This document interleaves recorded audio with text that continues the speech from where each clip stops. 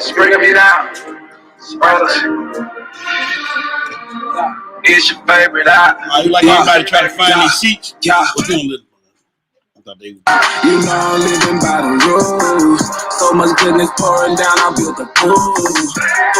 I'm in the section with the Jews. Switching to the other side, I refuse. Yeah, you know I'm living by the rules. So much goodness pouring down, I built a pool. I'm in the section with the Jews. Switching to the other side, I refuse. Working hard, no sleep, steppers crazy. Ain't no static on my day, off a purple favor.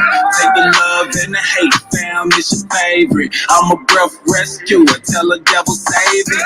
Ain't no limits, ain't no scrimmage, tryna do it with no blemish. I be who it gave me balance, would've been a master chemist. It was looking kinda dry, now it's up and so replenished. Up a deck, you need a clearance, this that ain't no interference. Adversity ain't hindering a thing of fire walker. A brother crossed over in the age of my coffee. Sticking to the groove, I've been at it for a few. Too much mana for a solo, so you know I brought a crew. I don't have a set to spell if it ain't about the bills. You're the right, you gotta win if they knew that life is real. As a key for the tender, who said that's a check? Now you clean up with the mess. I was wrong, I confess. You know I'm living by the rules. So much goodness pouring down, I built a pool. We're going to stand and face Jerusalem. This morning, our scripture reading is coming from Psalms 139. I'm going to read verses 1 through 4, then I'm going to do some skipping to 7 through 10. Then I'll skip down to 14, and I'll finish it out 21 through 22. O Yahweh, thou hast searched me and known me. Thou knowest my down sitting and my uprising. Thou understandest my thought afar off. Thou compassest my path and my lying down, and art acquainted with all my ways. Whither shall I go from thy spirit? Or whither shall I flee from thy presence? If I ascend up into heaven, thou art there. If I make my bed in hell, behold, thou art there. If I take the wings of the morning and dwell in the uttermost parts of the sea, even there shall thy hand lead me, and thy right hand shall hold me. Verse 14.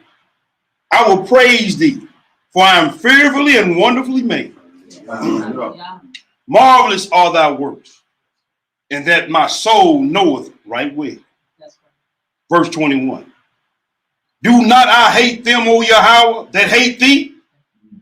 I am not grieved with those that rise up against thee. I hate them with a perfect hatred. I count them my enemies. Hallelujah. Hallelujah.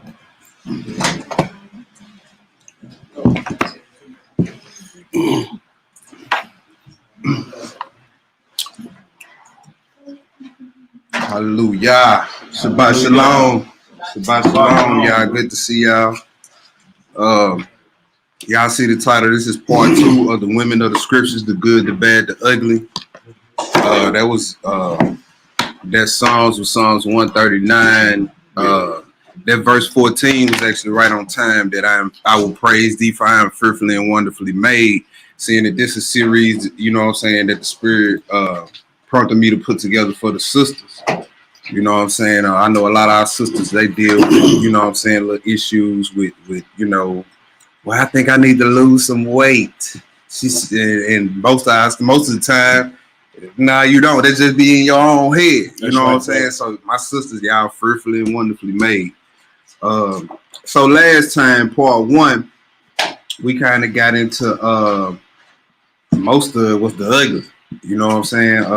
We kind of got into that. We hit on Isaiah 3.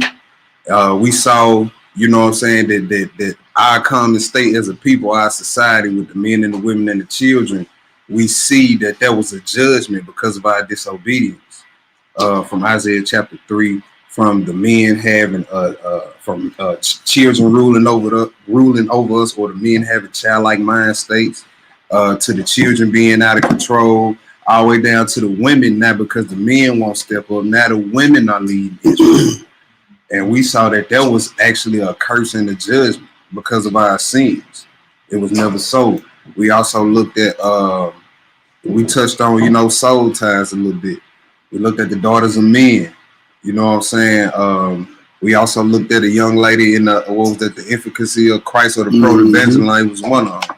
It was emphasis showing how, she had a spirit of hatred on her, and the demon that was actually inside her was the form of a young man.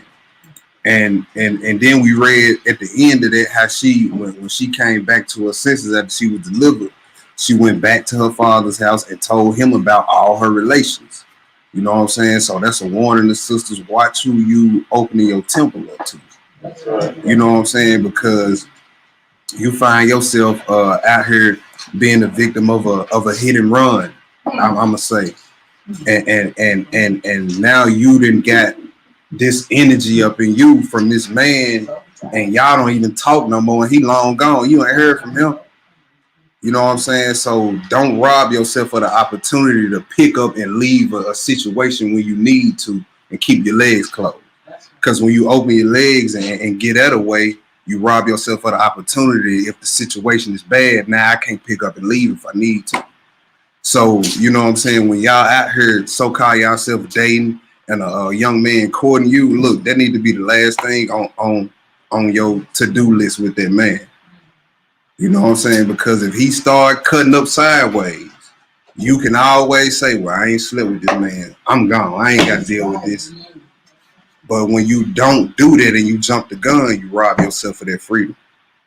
You know what I'm saying? And we also looked at Genesis. We ain't really get deep into Eve, but we examined what the Most High was really trying to show us with marriage.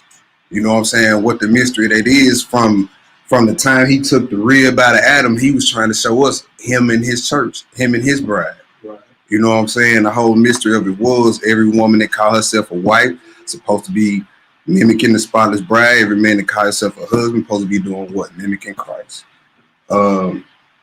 We hit, let's see what else we did in that part one. We looked at Sarah. You know what I'm saying? One of our righteous foremothers, we saw in certain situations how she stuck to the script. And then in certain situations, you know what I'm saying, she lacked faith because she didn't take herself out of the situation. And I know a lot of times our sisters, that's where, you know what I'm saying, problems come in. And you think, what did I do? It really ain't got nothing to do with you. But we're going to look on the flip side today, men. You know what I'm saying? Sometimes our women be bummed out about a situation, going through something that don't have nothing to do with us. It could be, you know what I'm saying, she see what she falls short as a woman, you know what I'm saying, or as a wife. And that ain't got nothing to do with you. Yeah, that ain't nothing you can do about that. We're going to look at that today. So let's pick this on up. And we looked at Jezebel, wicked Jezebel. How could we forget her? You know what I'm saying? Everything on what not to be in a woman. Overbearing, aggressive. You know what I'm saying? What else? Yeah, conniving. Out of order. Out of order, period. You know what I'm saying? And her name even let you know what she was about.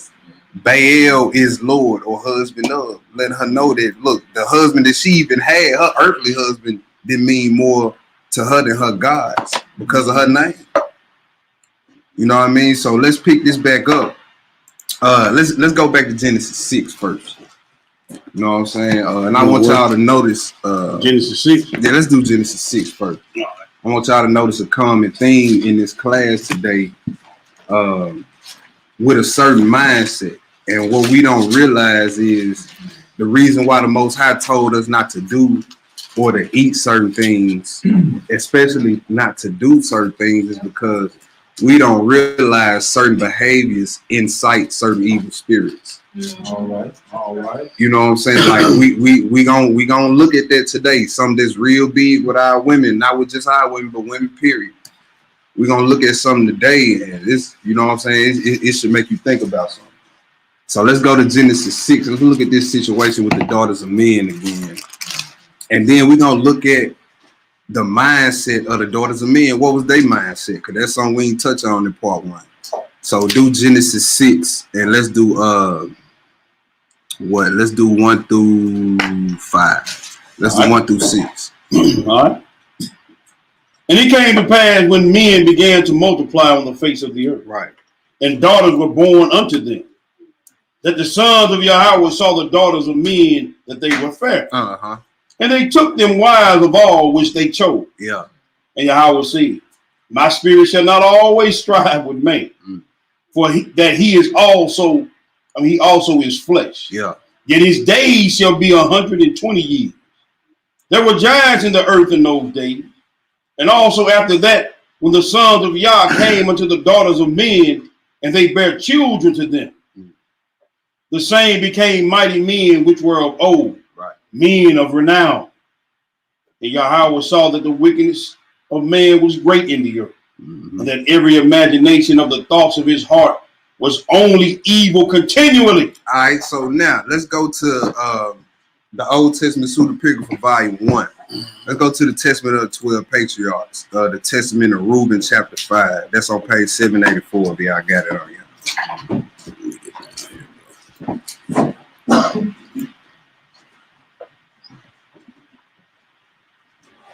Testament of Reuben, chapter 5. And then let's get the mindset of these women. Let's get the mindset of these women, because a lot of people think, well, the angels just overpowered the women and the women couldn't help themselves. And, you know, that's the same excuse you get today, about a woman who's sexually immoral. Well, you know, she had a bunch of rough breaks and she's just trying to live her life. And, you know, now she just want to hump. That's how that is. That's how that is. And a lot of women know that society is going to make these excuses for them and not hold them accountable. So that's why they just go headlong into doing what they doing. You got it? Nah, something going on with this. All right, I'm going to go ahead and trying to share it, but I can't get the application. Hold up. Huh? Oh, this one. Oh, okay. Now we in business. Well, I can't minimize my screen and pull my window up. Oh. Okay.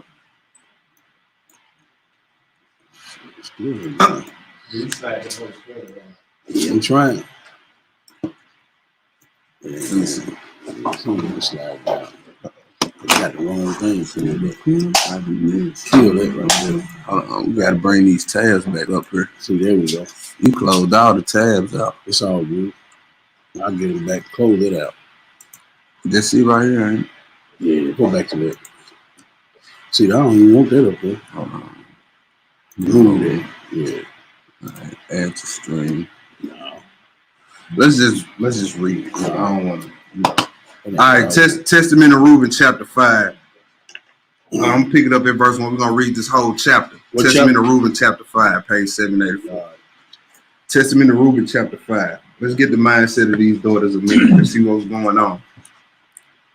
For women are evil. For women are evil. Now, is he talking about just don't mess with them, don't even bother getting a wife, or what? Now he finna let you know what he talking about. All right. Women are evil. Go ahead. And by reason of their lacking authority or power over man, they scheme treacherously how they might entice him to themselves by means of their look. You see that? This is how women can be evil. You see that? Because it says by reason of their lacking of authority, where they like, nah, I can't tie him down and force him to do what I want to do. So what's the next thing evil women go to? I'm gonna entice him with my looks, or I'm gonna entice them using my body. You know what I'm saying? Go ahead. And whomever they cannot enchant by their appearance, they conquer by stratagem. Stratagem, that's a plan. Wicked plan. You know what I'm saying? It says if they can't get him by appearance, if he a strong brother, they use strategy. I know you a handyman. My sink broke. Can you come over here and fix my sink? It's 6 o'clock in the evening. You get over there. You get over there. She's got on the robe and my ear out too. I'm hot. I'd be like, oh, okay, you know, Family Dollar got them box fans about $20. You want me to go get you one, sister? Be like, oh, nah, I'm okay. Oh, well, you ain't really like me. You know what I'm saying? So this is how women can be evil. Go ahead. Indeed, I'm sorry. Yeah. That's right. Indeed, an angel of Yahweh told me and instructed me that women are more easily overcome by the spirit of promiscuity. The spirit of what? Promiscuity than our men. Let's see what promiscuity is. I'm gonna pull it up on my phone while they getting this together. Let's see what promiscuity is. When you look up promiscuity, it's gonna say the state of being promiscuous. So let's look up promiscuous. I don't know if y'all remember that song that came out a few years ago. It was Nelly Furtado and Timberland called "Promiscuous Girl." Y'all remember that song? Promiscuous girl, yeah, I remember that. You're teasing me.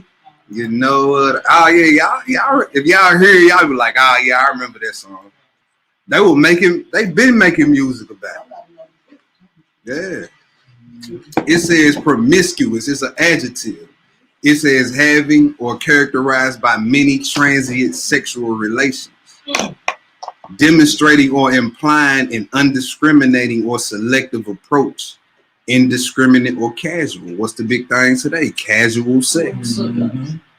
Casual sex, sneaky links. What's another name? Entanglements, hookups. You know what I'm saying? And now look, this I'm finna show you the hypocrisy of where we at right now. When Jada Pinkett came out, set her husband down, told the world, I cheated on my husband, I did this, and that. How did society accept that? Oh, well, we go through so much. It's about time these niggas felt what we felt. But when old boy did it, the Jackson dude did it, what happened? He get dragged on social media. I'm like, I was just sitting back like, boy, look at this hypocrisy. He basically did the same thing Jada Pinkett did, yet the reaction is different. Why does society, you know what I'm saying, coddle women so much when they make bad decisions? And why do the men get dragged when they make the same decisions? This vibration then put a lot of women into a mind state of I can do what the hell I want to do. Ain't nobody gonna hold me accountable. My boo-boo don't stink. You know what I mean? Can't nobody tell me nothing. But see, the scripture not putting our women in that mindset. The scripture holding everybody's feet to the fire, whether you male or female, children, whatever. Even if you a young pup brought up in this thing, the Most High still gonna put you in the pressure cooker. Why? Because you got Torah. You got what a lot of children didn't get at an early age, so he gonna deal with you different. You know what I mean? Like, don't be sitting up there trying to fit in with the world, and you notice. I noticed that when I was growing up, even now when in the truth, you notice you don't fit in with the world. You know you don't. You know you don't. Yeah. Why? Because you ain't got the spirit of the world. You are not of the world. You weren't born to do what the world do. So of course you're not gonna fit in. Of course you're always gonna feel left out when it come to your friends. All right, go. We were at the definition. Yeah, I'm in the middle of 5. All right, we finished with that. Now we know what promiscuity is. Mm-hmm. Right? Go ahead. They contrive in their hearts against me. Uh-huh. Then by decking themselves out, they lead men's minds astray. By look, they implant their poison. This is, you know what I mean? So if you out here making yourself look good just for the main reason just to pull men, you're wicked. That's how harlots act. What you think prostitutes do before they hit the street corner? You are wicked. Go ahead. And finally, in the act itself, they make them captive. Wow. For a woman is not able to coerce a man overtly. Right. But by a harlot's manner, she accomplishes her villainy. Accordingly, my children, flee from sexual promiscuity. Now walk to it. Flee from sexual promiscuity. Jog away from it. Flee, run. Flee means fireball away from it. That's right. You know what I mean? This whole vibration of girl, go get the sex you deserve. You know what I mean? Yeah, y'all need to sit around some young people and act like you not even listening to what they saying and see what you hear. Yeah, it's all in the music. Megan Thee Stallion, everything she rap about is about promiscuity. I even thought about pulling up a few other songs and just letting them play. Like, this is what young women, this is what they love to hear now. Mm-hmm. WAP, rap, WAP. We don't want to hear about your body. We don't want to hear about none of that. All right, go ahead. And order your wives and daughters. You see that now? Tell them. That says order. And order your wives and your daughters. That's an authoritative command. Order them. I bet not catch you around here doing this. Go ahead. Not to adorn their heads and their appearances as to deceive men's sound mind. Right, go ahead. For every woman who schemes in these ways is destined for eternal punishment. See that? Every woman who schemes in these ways, you destined for the lake of fire because you acting like a harlot. Right. You doing what harlots do. All this, you know what I'm saying, Snapchat every 10 minutes and excessive posted selfies and, you know what I mean, just, okay, yeah, you know what I mean, just, that's vain. Yeah. Skin always showing, breasts always perked up and out, sitting on the edge of the seat to make your butt look big in the picture. You know what I mean? Just a bunch of foolishness, man. And I don't even see how a brother can look at them type of women. Now that I know what I know, I look at them type of women and almost gag, like, ugh, please, no, go put some clothes on. I don't want to see that. You know what I mean? You got Lizzo walking around here at basketball games with her rear end out. Yeah. So, and you know, like if I tell the young brothers at work, I said, man, if she can show you a picture that quick, a naked pic or a pic of her body that quick, who else has seen? That's what I'm saying. If you ask for a pic and she shoot you that pic that quick, you ain't the only one that's seen it. Yeah. So you want everybody to know what you got when you walking down the street in the mall. That girl, everybody, oh yeah. Yeah, that's what I'm saying. It's like you're not gonna pay tickets for a movie of a trailer that showed you all the movie.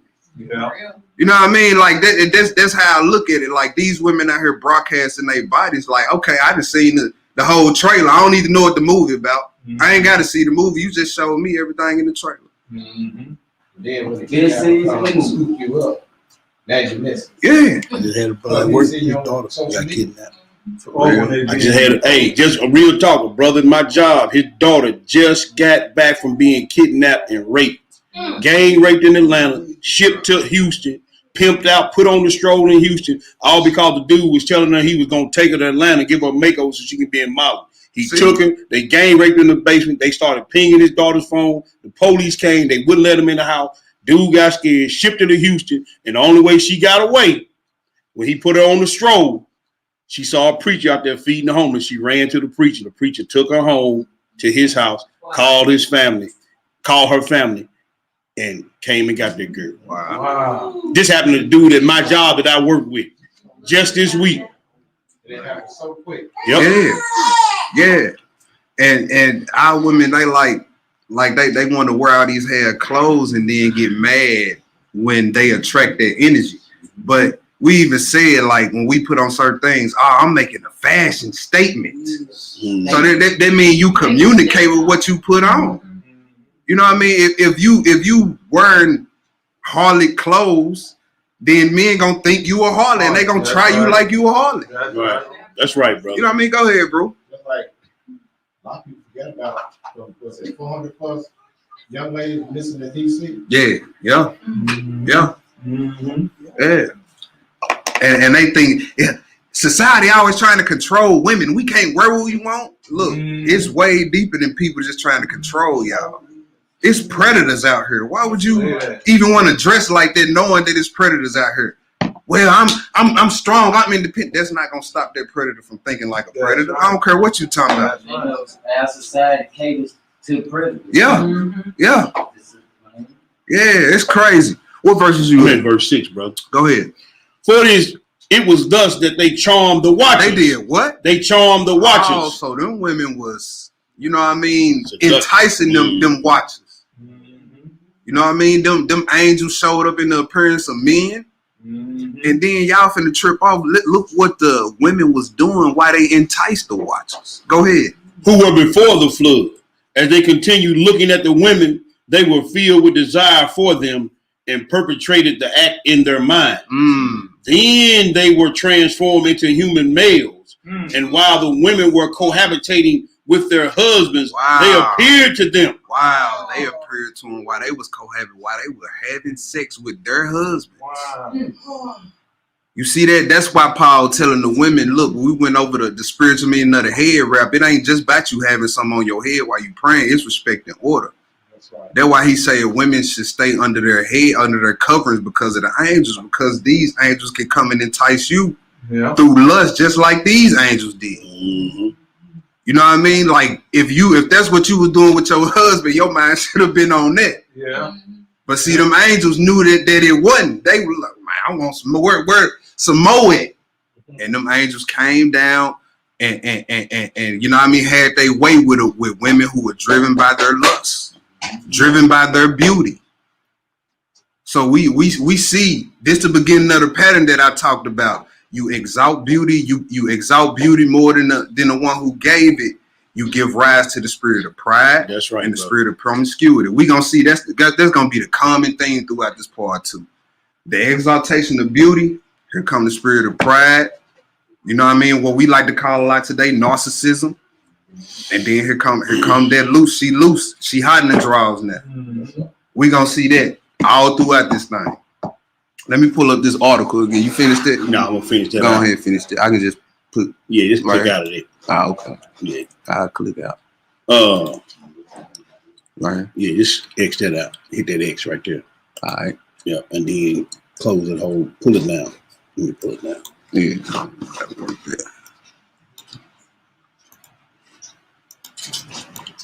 Oh, we gotta stop the share.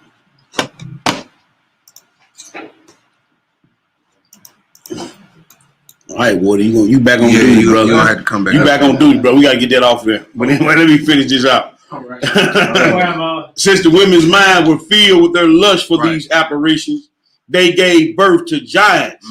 For the watchers were disclosed to them as being as high as the heavens. All right, while Woody get that up, let's go to Proverbs 31 and 30. Let's keep it rolling. Take that off.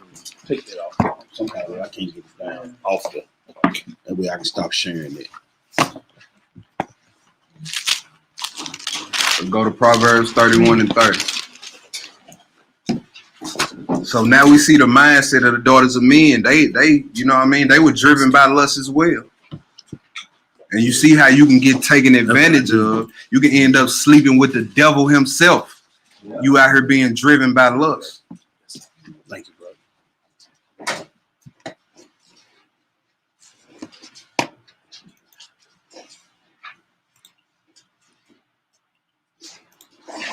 Proverbs 31 and 30.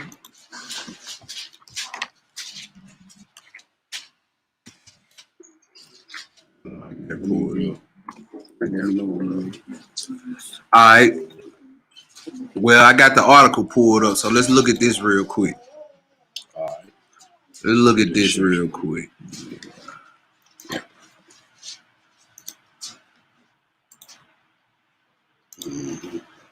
All right, check this out. I know you have to see that. You can't see that. You need to go to the eye doctor. I'll book your appointment for you if you can't see that.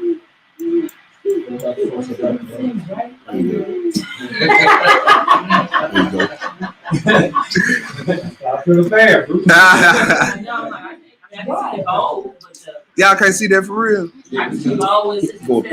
Blow it up. Right here. No, there's the three little dots. And then right there, hit that plus sign. What about that? That's straight. Now, if you can't see that, now I'm for sure making you an appointment. Yeah. I'll make you an appointment if you can't see that. All right. So check this out. This says this is actually a study, right? And if you think I'm just reaching, or I mean, just type in this title and watch how many different studies from different universities pop up about this subject matter right here. And then when we get into it, you think about it, you're like, well, there's nothing really but the scriptures fulfilling itself, right? So this is a study, ScienceDaily.com. Excessive posting of selfies is associated with increase in narcissism, right? This is the summary of the study. A new study established that excessive use of social media, in particular the posting of images and selfies, is associated with subsequent increase in narcissism by an average of 25%. A new study has established that excessive use of social media, in the particular of posting images and selfies, is associated with subsequent increase in narcissism. Published in the Open Psychology Journal, researchers from Swansea University and Milan University studied personality changes of 74 individuals aged 18 to 34 over a 4-month period, right? They assessed the participants' use of social media, including Twitter, Facebook, Instagram, and Snapchat, during that same period. Narcissism is a personality characteristic that can involve grandiose exhibitionism. Exhibitionism, right? Always have Nick. Showcase. Always posting, little sexy looking, you know what I mean? Just old fish lips. Yeah, yeah, bro. Yeah, yeah. What's up with the fish lips? I don't know, the duck lip pictures. Yeah, yeah. All right. Everybody don't look good doing the same thing. It says narcissism is a personality characteristic that can involve grandiose exhibitionism, beliefs relating to entitlement, that's pride, inflated sense of self, and exploiting others. Those who use social media excessively through visual postings displayed an average 25% increase in such narcissistic traits over the 4 months of the study.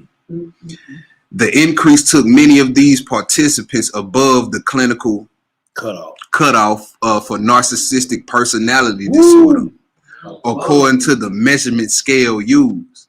The study also found that those who primarily use social media for verbal posting, such as Twitter, did not show these effects.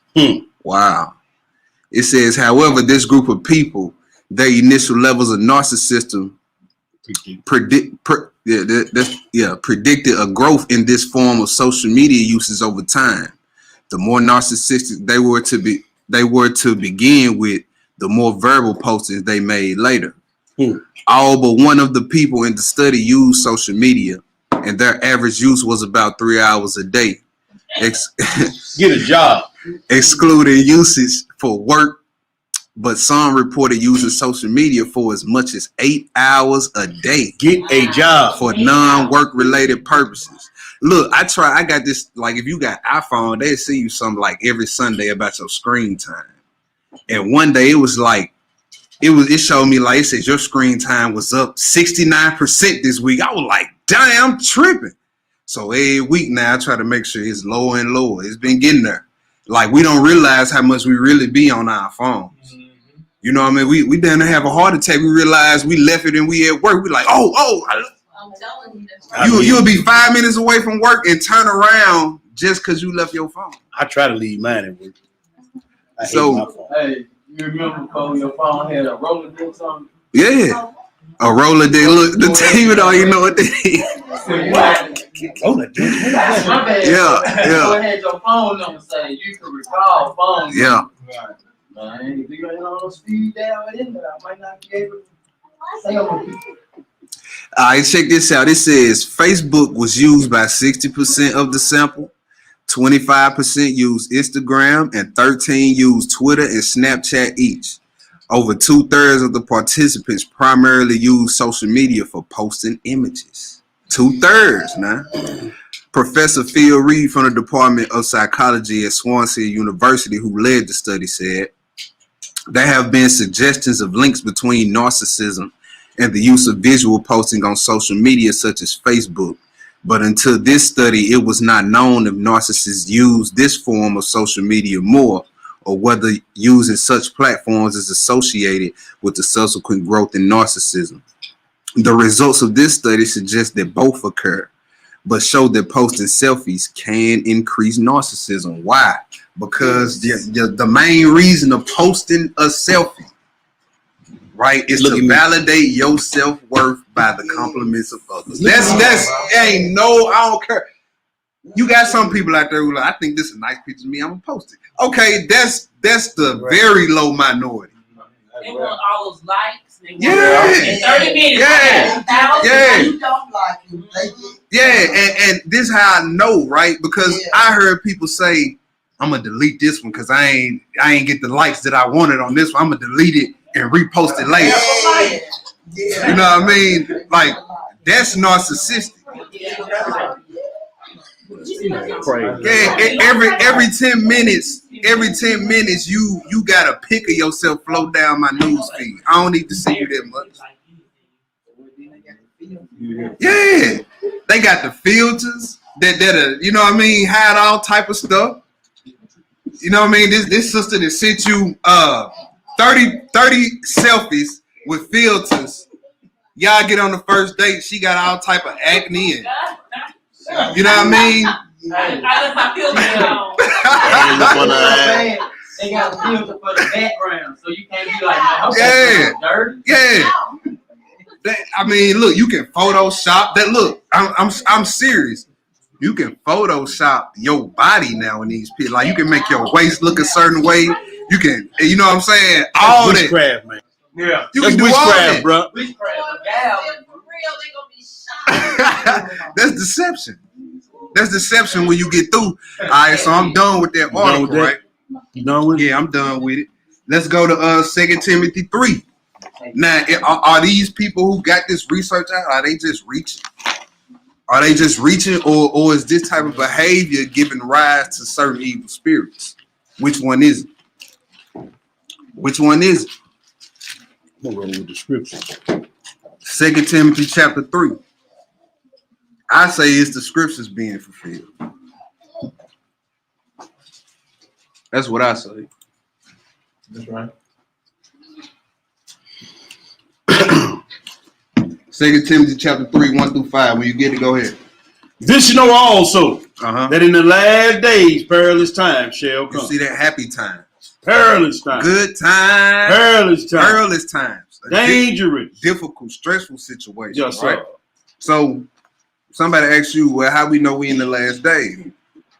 We like, bruh, the day-to-day living is stressful. You know what I mean? The scriptures straight up tell you right here. All right? Now the scriptures will let you know what the people are going to be like in these last days. All right, go ahead. For men shall be lovers of their own self. Selfie era. Hold on, y'all. Hold on. Hold on. You know what I mean? Like, come on now. We seeing an increase of this. Yeah, this was written back when Paul lived, but it's more prominent in today's time, right? Yeah. Go ahead. Covetous. Boasters. Proud. Blasphemer. Disobedient to parents. Disobedient to parents. We see that. That's an influx now. Go ahead. Unthankful. Unholy. Unholy. Don't nobody want to be set apart. You know what I mean? Everybody despise this way of life. They get boring. They get bored in this thing. This bored. We can't go out on Saturdays. We can't go out on Friday nights. It's boring. I gotta have self-control. Yeah, I gotta do all this. I gotta listen to a man. You know what I'm saying? Like, don't nobody want to be set apart. This the mindset of the people in the last day. Lovers of them own self. Unholy. What? Unthankful. Go ahead. Right. Without natural affection. Without natural affection. Truce breaker. Yeah. False accuser. Incontinent. Fierce. Despisers of those that are good. Despisers of those that are good. Girl, you still a virgin? You lying, girl. You need I can't be your friend. What they say? It's cat. Yeah, that's cap. Girl, even with the young men, you still a virgin. You still got your V card in. You lying. You a lame. Oh, okay, I'm good. I'm STD free. I ain't got no sexually transmitted demons. That's right. You know what I mean? I still got my sanity. I ain't walking around here hating women. You know, all them evil spirits when you get through talking. That's right, bro. That's right. You know what I mean? So don't let nobody shame you for not being in the majority. Cause like I say, the majority going to the lake. Say that. Scripture tell you right here in the last days, people gonna hate being set apart. People gonna hate this conservative Israelite lifestyle we live. Go ahead, bro. Traitors. Heady. Yeah. High-minded. Can't nobody tell me nothing. Go ahead. Lovers of pleasures more than lovers of Yah. That's right. Go ahead. Having a form of godliness. Yeah. But denying the power thereof. You see that all these same people doing all this, they're gonna say, I'm spiritual. After all we just named. You know what I mean? Well, as long as I talk to my ancestors, I'm good. How you talking to them? My higher power. You know what I mean? Your so-called ancestors and all this, they got you, you know what I mean? They got you fooled. Them really demons parading around on who you think you talking to. Right. Yeah. I mean, come on now. Since you in the witchcraft. Yeah. Now you got, exactly. Now you got Satan already walking around seeking whom he may devour, and your little gullible self just out here. I'm talking to the ancestors. I don't know how. Boy, Satan sitting back like, ooh, wee. Yeah. You big dumb. Got me one. So you combine them with spirit. Yeah. No cap. Got me one. Yeah. Things like that. Kept saying that fishing rod like this here. Yeah. You're a prophet and a divine spirit. Now you got all these social media outlets, got the internet, whatever you want more. He gonna give it to you. Look, it's an apple on here and it's bitten out of. You know what I mean? I mean, even though we know it wasn't no apple, and look what message that they trying to send. Yeah. Go ahead. From such turn away. You see that? From such turn away, sisters. Girl, I know you don't go out on Friday nights, but girl, it's a free party. You ain't gonna be spending no money. Just this one time. You ain't gotta dance or nothing, girl. And then you get in there. Girl, just have one drink. Well, first it was, you ain't gotta do nothing when you come here. Now it's, girl, just have one drink. You know what I mean? It's stained from all appearance of evil, man. Cause you leave that door crack, Satan gonna slide in. All he needs is for it to be cracked a little bit. Go ahead. That was it on that, brother. All right, let's go to the next spot. All right. Let's go to Ezekiel 16. Let's go to Ezekiel 16. What we at? Man, don't worry about that. Let's keep it cracking. All right. Till the sun go down. Ezekiel 16. All right. We started late anyway, bro. Yeah. That's right. Cause everybody want to get something to eat, so y'all have to pay the price. Since y'all want to get something to eat, y'all have to think till the lesson over. Let's roll. Look at Tom.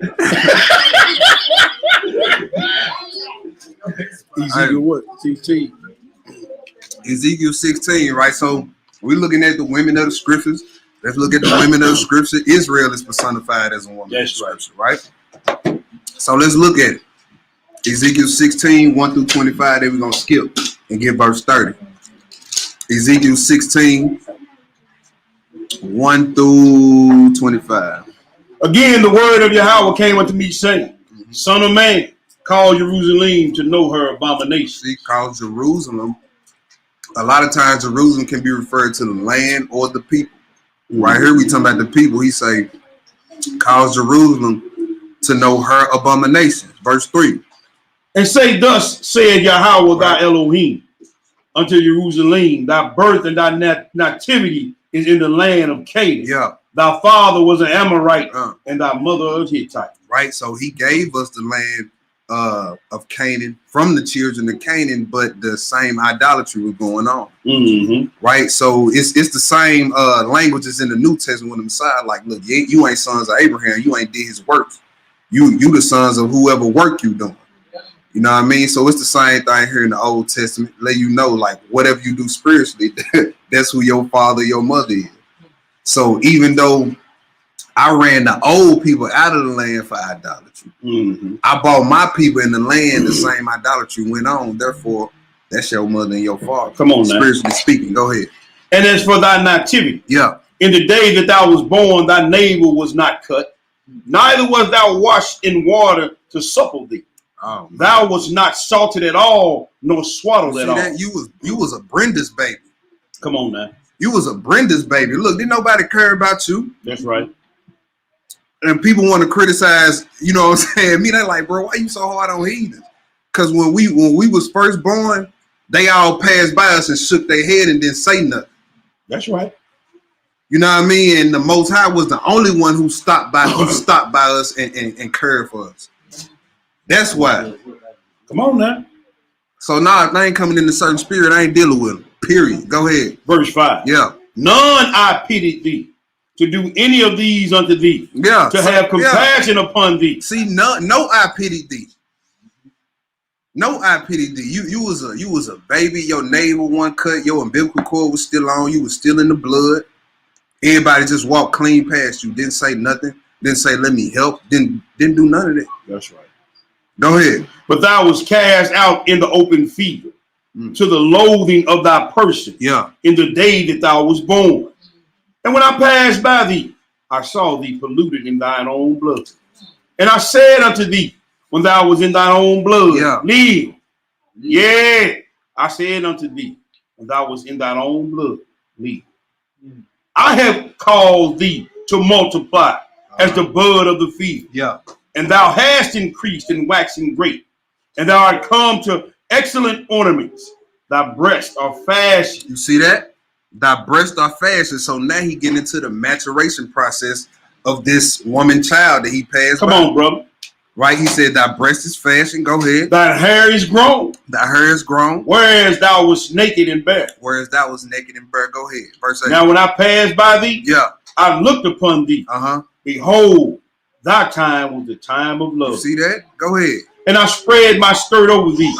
And I covered thy nakedness. The dress code scripture in the Old Testament. That's right. How did the Most High dress his woman up? Well, the nakedness he covered up. That's right. That's you look up nakedness, that means nudity, anything exposed. Right. So he threw his skirt over his woman, covered anything exposed up. That's right, brother. Right? Go ahead. I swear unto thee, and entered into a covenant with thee. That's right, a blood covenant. Said Yahweh thy Elohim. Yeah. And thou becamest mine. Then I washed thee with water. That's right. Yea, I thoroughly washed away thy blood from thee. And I anointed thee with oil. I clothed thee also with broidered work, and shod thee with badger skin. And I girded thee about with fine linen, and covered thee with silk. I decked thee with also with ornaments, and I put bracelets upon thy hands, and a chain on thy neck. Right, go ahead. And I put a jewel on thy forehead, and earrings in thine ears, and a beautiful crown upon thy head. Go ahead. Thus was thou decked with gold and silver, and thy raiment was of fine linen and silk and broidered work. Yeah. Thou didst eat fine flour and honey and oil, and thou was exceeding beautiful. That was what? Thou was exceeding beautiful, and thou didst prosper into a kingdom. You see that? Most High gave his woman beauty. That's right. But what happened though? What happened? What happened? Let's keep reading what happened. Let's see. And thy renown went forth among the heathen for thy beauty. For thy beauty. That's for right. it was perfect through my comeliness beauty which I had put upon thee. The beauty was perfect. A perfect beauty. Man, go ahead. Said Yahweh thy Elohim, and thou didst trust in thine own. Now the beauty exalted more than the one who gave it. Right. You see, this woman, Israel, we did the same thing. Just run wax fast. Yeah, we Israel. That's right. You know what I mean? That's Most High gonna deal with us no matter what we do. No, okay. Let's go over here and serve these gods. Yeah. You know what I mean? You trusted in the beauty that he gave you. Right? Go ahead. Thou didst trust in thine own beauty. And then what happened after you lifted up, after you exalted beauty, what happened? And thou playest the harlot. Here come the promiscuity.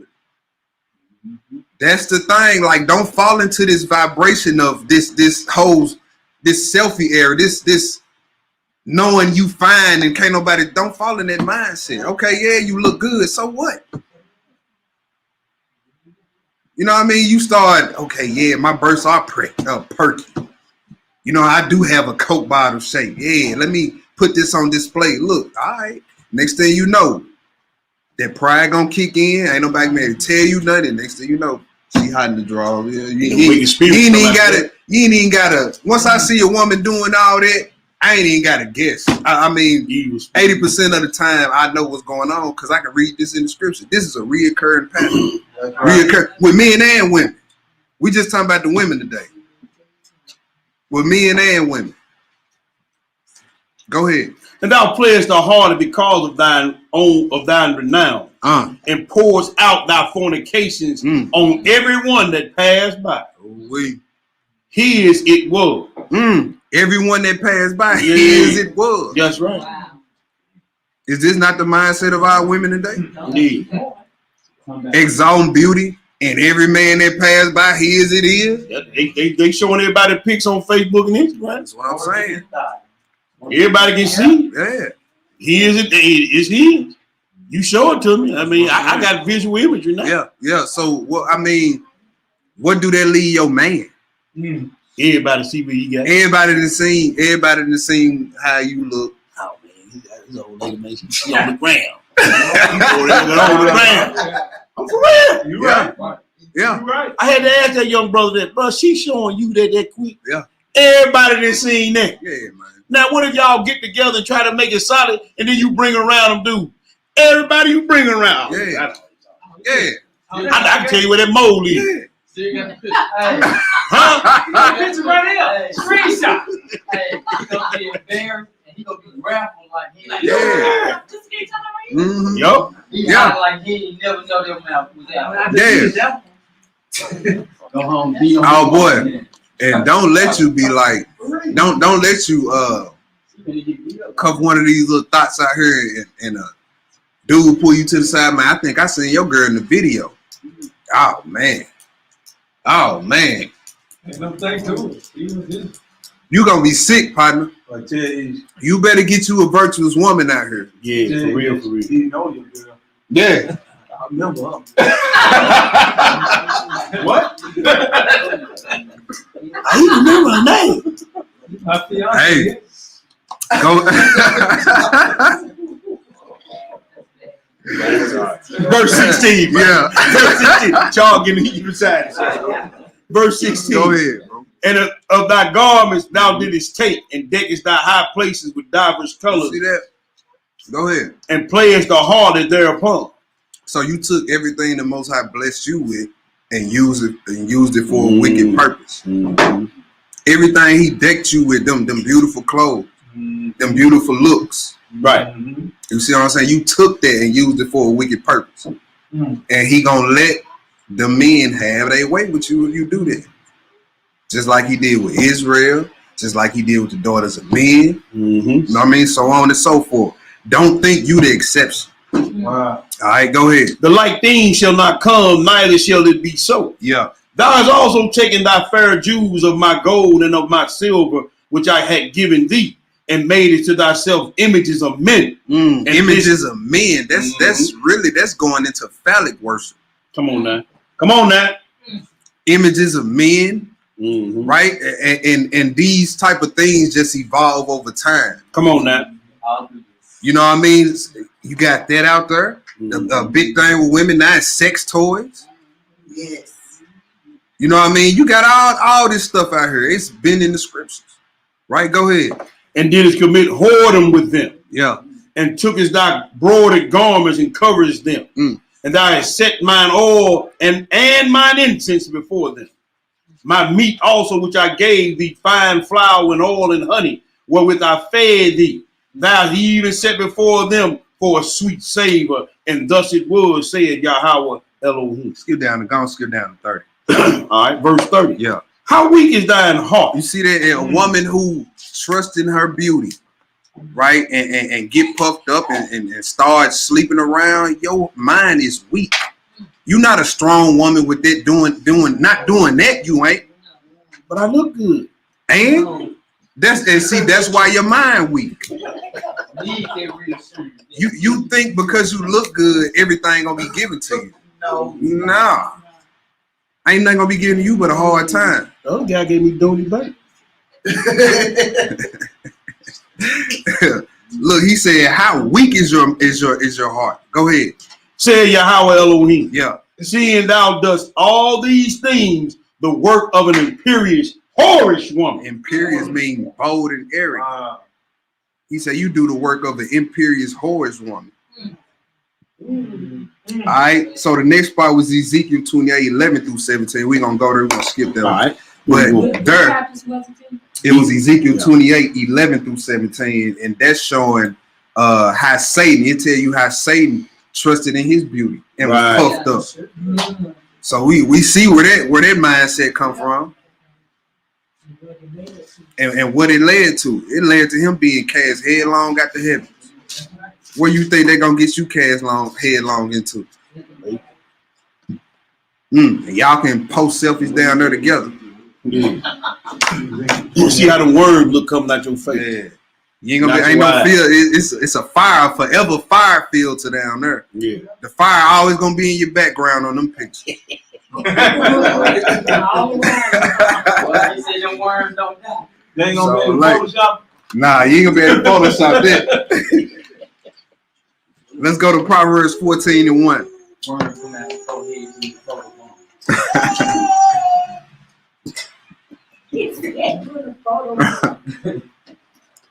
Proverbs 14:1.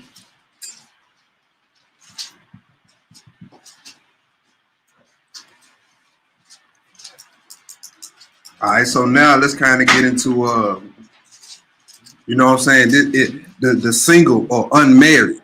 You know what I'm saying? Let's kind of deal with that a little bit, because the vibration out here today is I'm single, I can do what I want, I can sleep with who I want. You know what I mean? Or how you supposed to use that time that you unmarried? Is it to do whatever the hell you want, or to dedicate it to the Most High? Right? Yeah. Yep. Proverbs 14:1 verse 1. Go ahead. Every wise woman buildeth her house. Well, I'm not married. I ain't got no house. Yes, you do. You look in the mirror, you will see it. That's right. Look in the mirror, you will see it. Every wise woman build that first. See, we need to teach our women how to be wives. They need to learn themselves first. You know what I mean? Because a lot of our women hop in relationships and don't even know who they are. That's right. Yes. You know what I mean? You ain't came really face to face with none of your deepest fears, your deepest insecurities, your strengths. You know what I'm saying? Your limitations, your boundaries, what you ain't gonna put up with, what you will put up with. You ain't sat down and looked at none of this first, but you want to hop into a permanent situation with somebody. Covenant.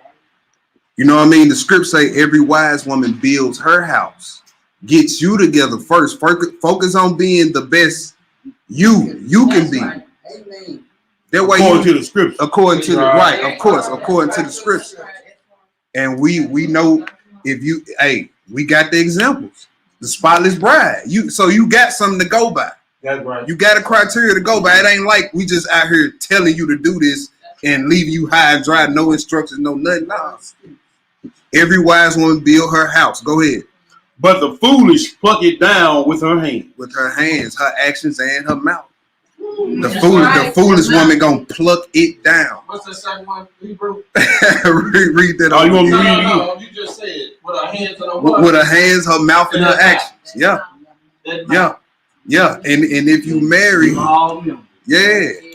you can rip your family apart with, you know what I mean, your hands, your mouth, and your actions. And our sisters, y'all really had to be careful, because I'm gonna tell you something. Y'all can cut a brother to slices and dices with that tongue. And the first thing that brother gonna do, he either gonna leave or he gonna go for your judgment.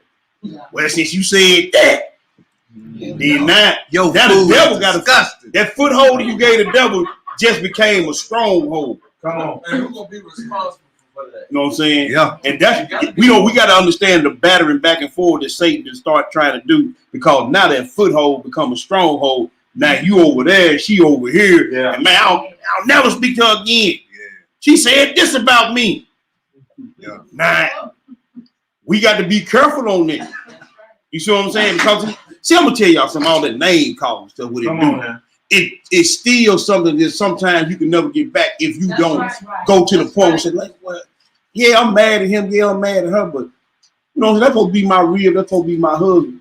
All that, you know what I'm saying? I can be mad and I ain't gotta call, you know what I'm saying? Because when you start calling names now, Yes, sir. nah, it's been in your mind. Oh, okay. Since we playing that game, look what I got for you this time. Yeah, your feet stinking. Now, every time you come around your husband, you gonna have socks on. But I'm gonna show y'all laugh, but I'm gonna show y'all something. Song of Solomon, chapter 1. The small foxes is the one that destroy the vine. That's it. Them the ones that destroy the vine. The small foxes destroy the vine. It ain't the big. See, the big stuff come out. When the little stuff come out when the big thing hit. Oh, you ain't like my cooking? Oh, you didn't like this about me? Oh, you been thinking about this all the time. Right. So it's time for me to do something else now. Yeah. Gotta watch that, man. Yeah. All right, that was it on that. That was it on that. Let's go to Psalms 127.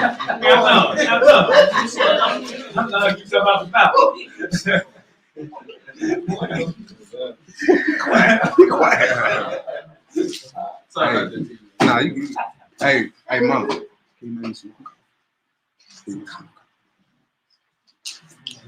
Yes, sir. Psalms 127 and verse 1. Yes, right? sir. So we just talked about a woman building her house, right? Mm-hmm. All right. Let's see how she supposed to be built. Psalms 127 and verse 1. Go ahead. Except Yahweh will build the house. The labor is in vain. See that build it. Except Yahweh will build the house, the labor is in vain. Right? So if you're not using the instructions of the Most High to build your house and build your mind up, build your spirit up, you using this worldly wisdom, this worldly knowledge. You know what I mean? Then look, you building in vain. You building something, but it's worthless. It's gonna fall down. You know what I'm saying? Like when you using all type of worldly knowledge from these songs to get a man. Look, that ain't how you keep no man. Right? Go ahead. That was it? No. Except Yahweh will keep the city. The watchman waketh, but in vain. Matthew 7, 24 through 27. All right. Oh, praise.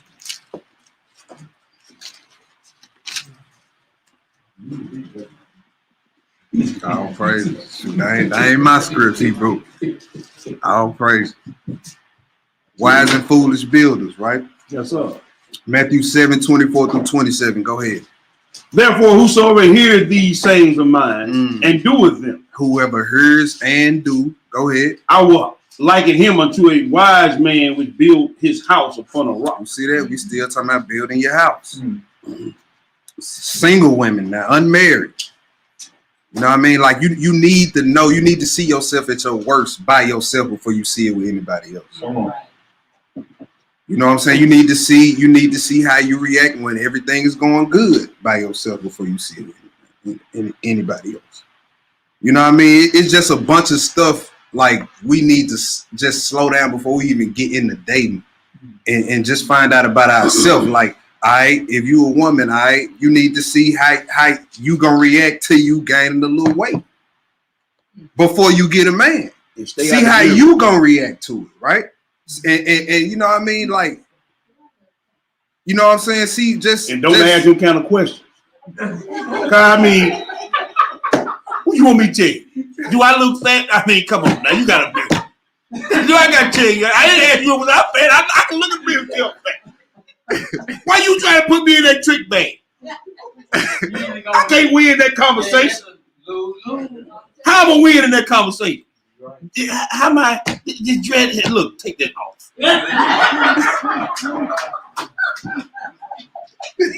Come on now. Don't put me in that situation, man. There ain't gonna nothing good gonna come out of it. I can almost. If you can't almost look in the mirror, then stay out that mix. Just look in the mirror. You don't ask me nothing. But yeah, become the whole purpose of, you know what I'm saying, building yourself up is become self-aware. Because once you self-aware, can't nobody really run game Right, about that's nothing. right, bro. You know what I'm saying? Can't nobody, they insult you, it ain't gonna hurt you. Nigga, you black and shit. No, I didn't accept that already. You hear me? You know what I mean? That's right, Hey, bro. Hey, you feel hallelujah. yeah, hallelujah. Ain't nothing but some flesh anyway. You know what I'm saying? So you want to get to that point before you get with anybody. That way, if they leave, you ain't one of these people, I'm finna kill myself, I'm single, I can't. Look, they leave, bye. See you. Bye. You know what I mean? Like, that's the point you want to get to.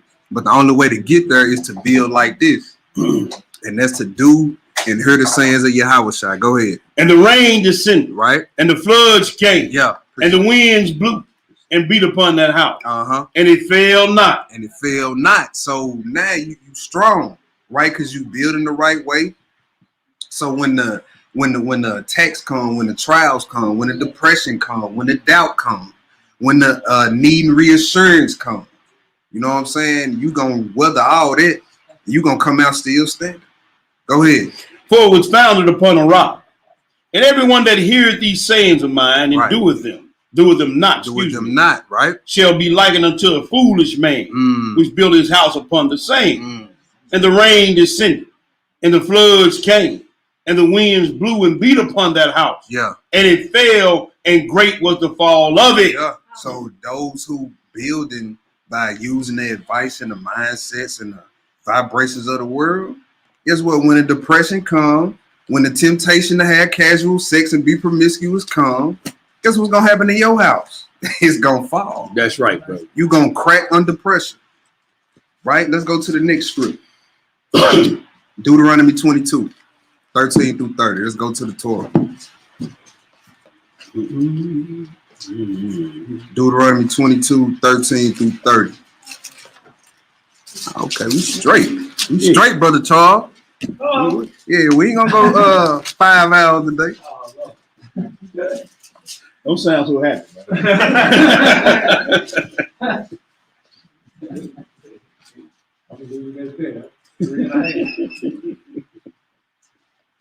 Now, if I would have kept, you see, I scratched this. Yeah, I see it. If I would have, if I would have kept that, boy, yes, sir. We'd have been over here to the field tomorrow. Man, it's hot. Deuteronomy 22, 13 through 30. Let's look at something in the law. Because I want to encourage all my sisters, your virginity is the most important thing you can keep. You know what I'm saying? In the ancient world, that was a big thing. Our men expected our women to be virgins. Our fathers expected their daughters to be virgins. Right? But guess what happened? Over the course of time, we be so disobedient. The men not in leadership. You know what I mean? We don't care about our families, our women. And now our women are not virgins no more. And that's mainly because we fell off our job. That's right. You know what I mean? So now they out here raising themselves. You know what I mean? If you got daughters, bro, she supposed to be the first man. She gonna be the first man she fall in love with, so to speak. So you gotta beat her to show her how a woman's supposed to be treated, right? How a woman's supposed to be talked to. That's right. You know what a real man is. All that, because they watching all that. And now we fall off our job. Now with our women, they picking they men. Where they said in the scripture. Right. You know what I mean? That's why they get left high and dry, because the father who's supposed to be the filter process ain't there. Mm-hmm. You know what I'm saying, man? Look, little dude come around talking about he gonna take my girl out. Look, me and him, we gonna spend time together. We going to the gun range, to go to the bar, have some talks. You know, I need to pick this dude's brain. And if it ain't my approval, guess what? See ya. Gun range should be last. Nah, that's gonna be first. I laid mine out on the table and asked which one he liked. Yeah. That's the one you like. Okay, that's one when we put a hole in you. Something. Did I not do it? Yeah, he did. Yeah, okay, that's the one you like. All right. Yeah. That's what I'm gonna use when I come back. That's the one I'm gonna use on. Yeah. I like that one. Yeah. Okay. Really. Yeah, I like that one too. Yeah. Hey. I'm getting that. Take them on that long hike, you know, show them the Yeah.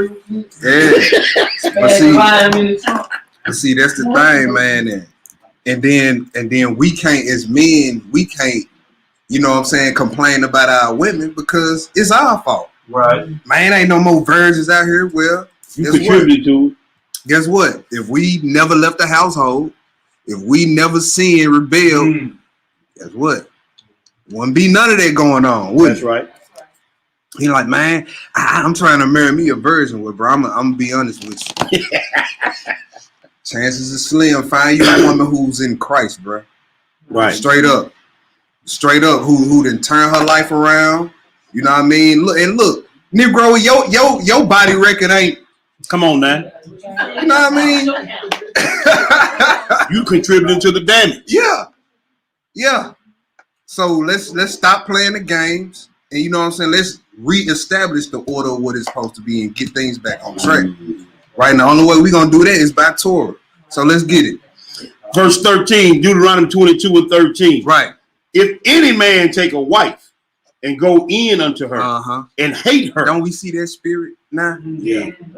That's major. These men pursuing these women that you really don't like, really ain't got no plans to stand with. Right. You know what I mean? Yeah, so after you lay with her, now a spirit of hatred come upon you. Go ahead. And give occasions of speech against her, and bring up an evil name upon her, and say, I took this woman, and when I came to her, I found her not a maid. Maid, when you look up that word, it says virginity. Right? So if a woman was found not to be a virgin, that was a big deal back then. Right. And now her life on the line. You know what I mean? His back on the line. Because if you lying, gonna get beat. Them elders gonna take you outside that city and beat the brakes off of you. That's right. Right? Go ahead. Then shall the father of the damsel and her mother take and bring forth the tokens of the damsel's virginity. Right? So the tokens, of course, will be the blood on the sheep. That's right, brother. Right? Go ahead. Unto the elders of the city in the gate. And the damsel's father shall say unto the elders, I gave my daughter unto this man to wife, and he hated her. And lo, he has given occasion of speech against her, saying, I found not thy daughter a maid, and yet these are the tokens of my daughter's virginity. And they shall spread the cloth before the elders of the city. And the elders of the city shall take that man and chastise him. Beat him. You see, like, nah, it wasn't none of that hit and run action in ancient Israel, bro. The men was held accountable. Yes, you know what I'm saying? And ain't the law ain't changed, just the judgment. That's all it is, bro. So if this was a law, if this was despised in the eyes of the Most High back then, what you think it is now? Just because ain't nobody taking you outside the city and beating you or stoning you, but he said a much more sore judgment is coming. If this was something that would have got you beat or stoned back in the day, when he come back, you going to the lake for it. Go ahead.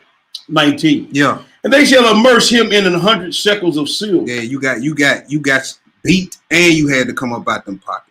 And you had to come up out them pockets, right?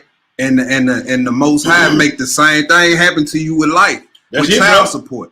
You had to come up out them pockets. Yeah. That's right, brother. You had to come up out them pockets. Go ahead. And give them unto the father of the damsel, because he has brought up an evil name upon a virgin of Israel. That's right. And she shall be his wife.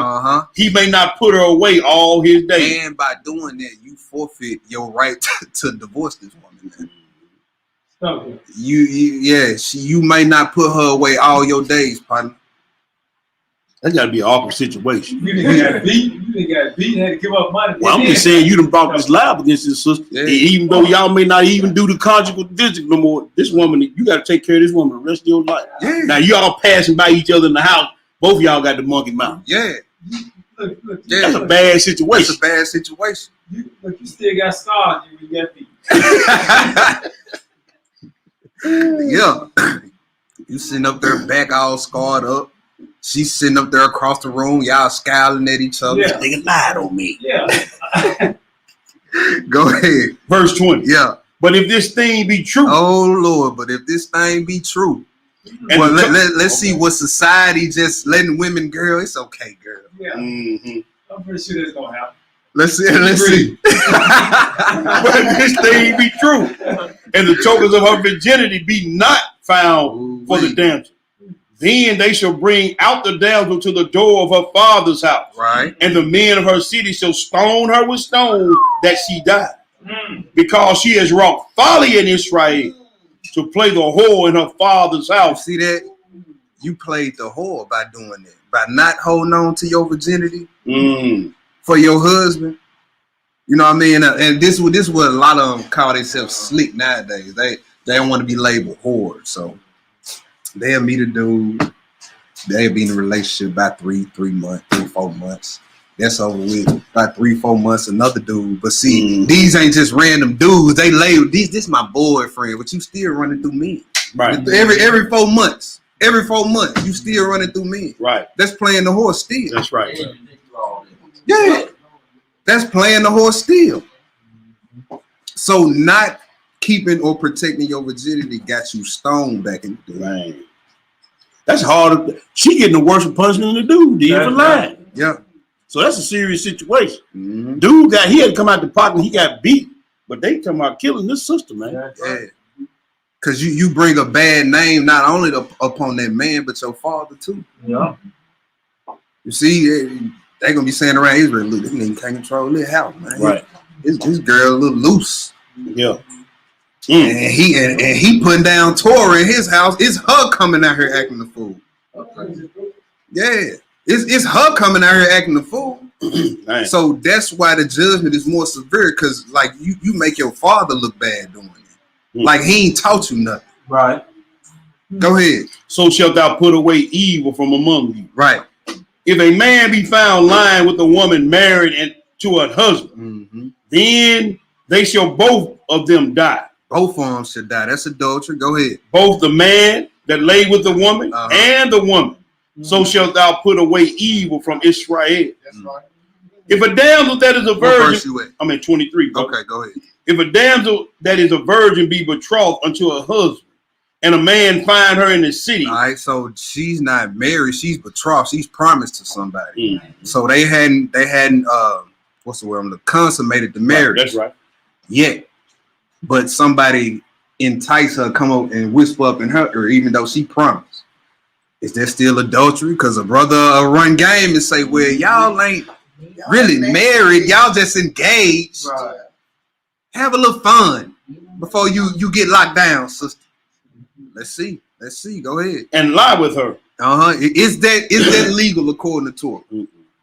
Then ye shall bring them both out unto the gate of the city, and ye shall stone them with stones that they die. The damsel because she cried not, being in the city, and the man because he hath humbled his neighbor's wife, so that thou shalt put away evil from among you. So if she didn't cry out, that means she was with. Yeah, she was with. Just like the daughters of men. Similar situation. They was with their husbands actually in the act, charming the watchers.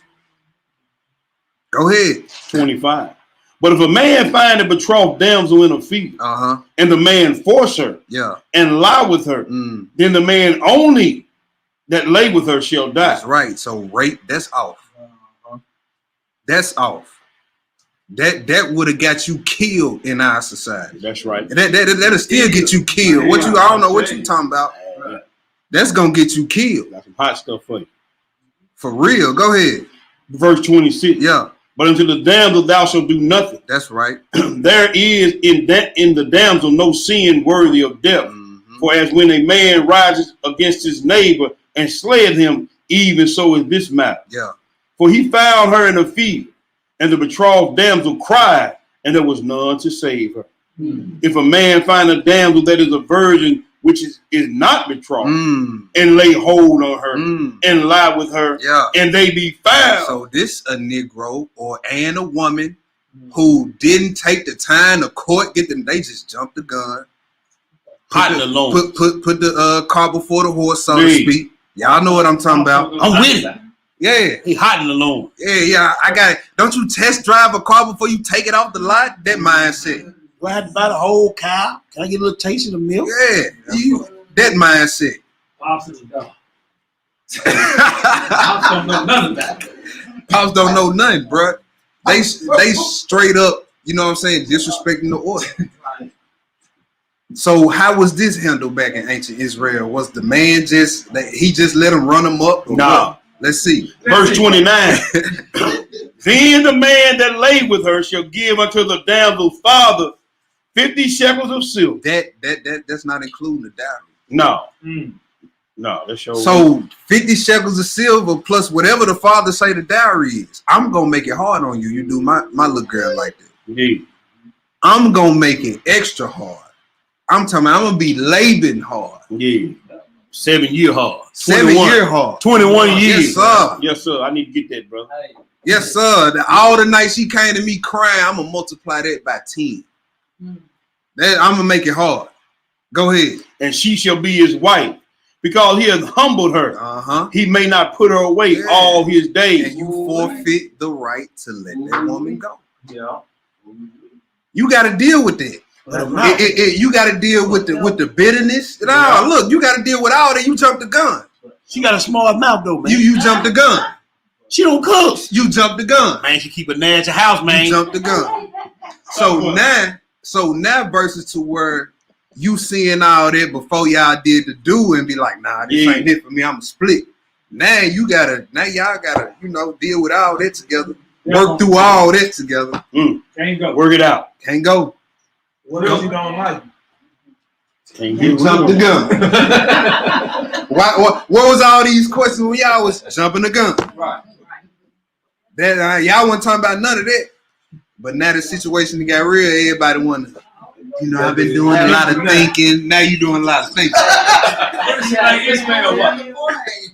Most I said, and you gotta be with her Forever. What is she like Ishmael, what? You jumped the gun. You should have thought about all this before you jumped the gun. All right? The nail got to stay at The nail got to stay there. move on, bro. Go ahead. Right. Verse 30. Yeah. A man shall not take his father's wife, nor discover his father's skirt. That was it on that. Yeah, that was it on that. Appreciate it, bro. All right, let's go to the next spot. 1 Corinthians 7. 1 Corinthians 7. That's a sick situation to be in. Yeah, bro. That'd be rough there. But hey, stop thinking with body parts that ain't got a brain in it. Right. Simple. Stop doing that. Father in his good. Yeah. All right. 1 Corinthians 7, let's do 6 through 9, then we're going to skip. All right. 1 Corinthians 7, verse 6. Right. But I speak this by permission, Right. and not of command. You see that? So Paul, he about to give some good, godly advice to the unmarried and to the married, but we're going to deal with the unmarried. Right? Go ahead. For I would that all men were even as myself. Right. But every man hath his proper gift of Yah. That's right. So Paul, he said that because he recognized that it's a benefit to being single, unmarried, and it's benefits to marriage. Right. So Paul said, but it's whatever he gives you with. Right. You know what I mean? Like if you married, that's his gift. If you not married right now, that's still a gift. Mm-hmm. Right. Go ahead. One after this manner and another after that. See, go ahead. I say therefore to the unmarried and widow, it is good for them good for them if they abide even as I. Right. But if they cannot contain, let them marry. So he let you know marriage is a protection from promiscuity, all type of sexual immorality. Right, brother. You know what I'm saying? Go, what verse? I'm in the end of 9. End of 9, go ahead. For it is better to marry than to burn. That's right. Skip down to 32. It's better to marry than to burn, right? Mm-hmm. Verse 32. Let's get it. But I would have you without carefulness. Mm-hmm. He that is unmarried cared for the things that belong to your house. See that? So an unmarried person can serve Yah without less distraction is basically what he's saying. You know what I'm saying? You ain't got no family responsibility. You ain't got to worry about having kids in the bed and bathtub and getting fed and new clothes, and you just buy 3 new pair of shoes for your kids, and the next day they have a growth spurt, can't fit none on. That look, they ain't tell me that about parenting. Look, you got to worry about all that. You know what I'm saying, and keep up with your devotion to the Most High if you marry. Which it ain't a burden, but he just let you know, look, if you ain't got none of this to deal with, use your single life to really devote yourself and glorify the Most High. You know what I'm saying? That's why Paul say, look, that's why I wish y'all were like me, because this how my life is. I can go here, travel here, when I need to word when I need to. Yep. I ain't got to worry about leaving because the tears are getting sleepy. Leaving because my rib getting tired of me standing here talking to the brothers. And, you know what I mean? You ain't got to worry about none of that. Go ahead. How he may please your house. That's right. But he that is married care for the things that are of the word. Uh-huh. How he may please his wife. Right. So that's one thing married people have to worry about in the truth. We not only do we got to worry about how to keep the Most High happy, we got to worry about how to keep our spouse happy. That's one thing unmarried people in the truth ain't got to worry about. That's what Paul's saying here. Go ahead. There is difference also between a wife and a virgin. Uh-huh. The unmarried woman care for the things of your house. Yeah. That she may be holy both in body and in spirit. You see that? So this is totally opposite of the vibration of being single out here today. Right? You know what I'm saying? So now you see why like the scripture's so hated, because it's against everything you see out here today. Every mindset, every way of thinking, way of living, way of speech, it's against it. So he say, look, dedicate your body and spirit to the Most High while you single. Don't be out here, quote unquote, living your best life. You can live your best life in these scripts. Have your life together with the Most High, pocket full of money, no children, own car, own house, get up and go when you want to. You know what I mean? Look, that's freedom. That sounds so good. that's freedom. I ain't saying a word. Look. Now, why would you want to mess that up? Because you got a little horny. Why would you want to mess that up? Because you got a little hot in the drawers. You know what I mean? Like, look at what all you throwing away, men, young men, little bro. Yes, sir. You ain't got no tears in mind. Look, enjoy that. Little Charles, what little Charles? Little Charles. Hey, bro, live it up. You know what I mean? Live it up while you can. Enjoy this while you can, man. Like, hey, you get to get up and boy. Y'all see, I ain't saying that though. Worry about you. I ain't got a whole lot. Yeah. Look, and see, look, the thing is when you get children, you can still do for you, but you got to do for them first before you even get to you and doing for them. Sometimes you might not even get to yourself. That's right, bro. You know what I mean? That's why we up here saying, look, take your time with all it. Take your time with having it. Yeah. I have to get up for the sunrise and we have a long mountain. Yeah. Man, look here. Take your time with all that. You ain't ready for the emotions that come with having sex with people. That be the biggest thing. People don't be ready for them emotions that come with it. You know what I mean? Y'all. I second that emotion. Yeah. All praise. Yeah. Like if you giving somebody a vibe they don't get from nowhere else, they gonna catch feelings for you. That's just real talk. Yeah, so like be careful out here with this, because you know y'all spend enough time together, y'all alone too much, and y'all know what's the famous one thing led to another. No, look, let's stop playing with this thing. What verses we at? We at the end of 34. Go ahead. But she that is married caring for the things of the word, right? How she may please her husband. That's right.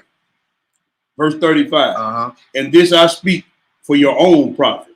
Not that I may cast a snare upon you. You see that? He ain't trying to put a leash on nobody or just trying to control people to do what he doing, right? Go ahead. But for that, excuse me, which is common, and that you may attend upon Yahweh without distraction. Use your single life the single life, you know what I'm saying, to devote yourself to the Most High without distraction. That's right, brother. I can go over here, travel to see my brothers in the NEP. I ain't got to worry about, you know what I'm saying, if the children need hotel, if I need to get a hotel room for the rib and just, you know what I mean, just chill. That's right, enjoy being young, enjoy being free under Christ, right? Let's go to the next spot. Right. Let's go to Luke chapter 2. Let's go to Luke chapter 2.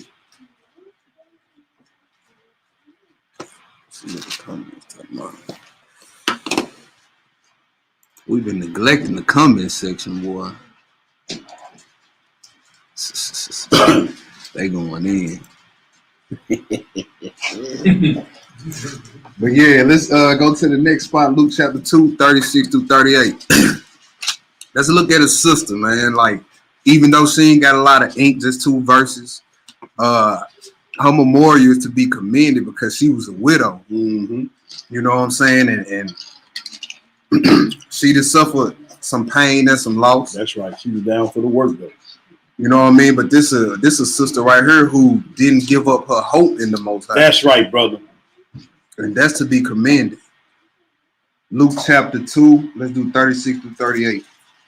And there was once Anna, a prophetess, the daughter of Phanuel of the tribe of Asher. I always wondered how she ended up in the land. I always wondered that, being from the tribe of Asher. Go ahead. She was one of a great age and had lived with an husband 7 years from her virginity. Wow, so she only had one husband her whole life. 7 years from her virginity, right? Go ahead. And she was a widow about 84 years, which departed not from the temple, but served Yahweh with fasting and prayers night and day. So how was she living her single life? She was in the temple, fasting prayers night and day. You know what I mean? Hadn't given up hope. Right? Go ahead. And she coming in that instant gave thanks likewise unto Yahweh and spake of him to all them that looked for redemption in Jerusalem. Go ahead. That was it on that? Yep. All right, that was about Anna. Let's go to 1 Timothy 5, 1 through 6. 1 Timothy 5, 1 through 6.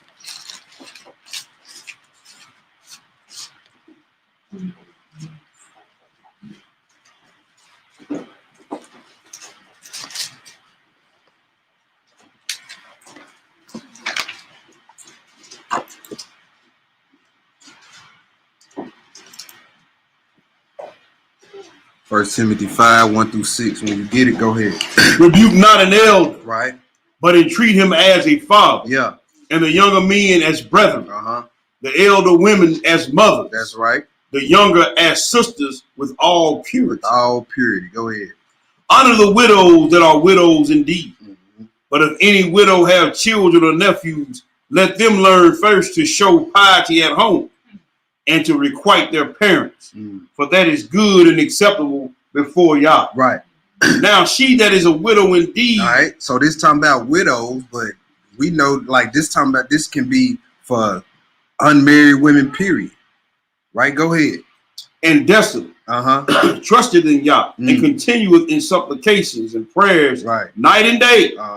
But she that liveth in pleasure is dead while she liveth. See that? She that liveth in pleasure is dead while she liveth. That's right, brother. This whole lush head party lifestyle that you women into, look, she dead already. That shouldn't even be a type of woman or friends, women friends that attract you. Cause they always gonna be doing something you not supposed to be doing, or you know what I mean, or whatever the case may be. Right? So she that liveth in pleasure is dead while she liveth. Go ahead. And these things give in charge that they may be blameless. They may be blameless. All right. Let's go to 1 Samuel chapter 1. Let's look at something. Let's look at another woman of the scripture.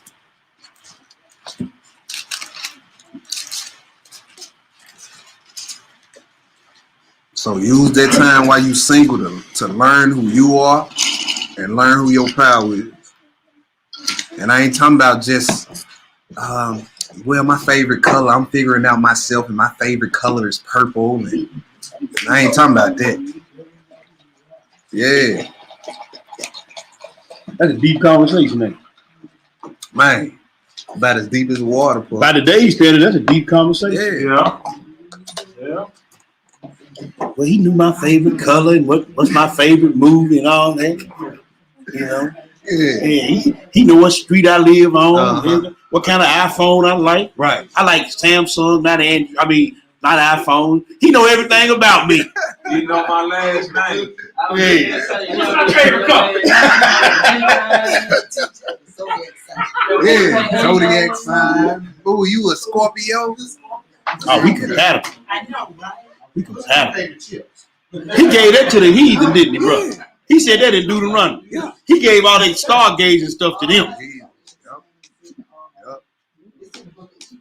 Yup. I used to back before I got married, I used to block women. They used to, what's your sign? Blocked. That's my sign. Get out of my face with that.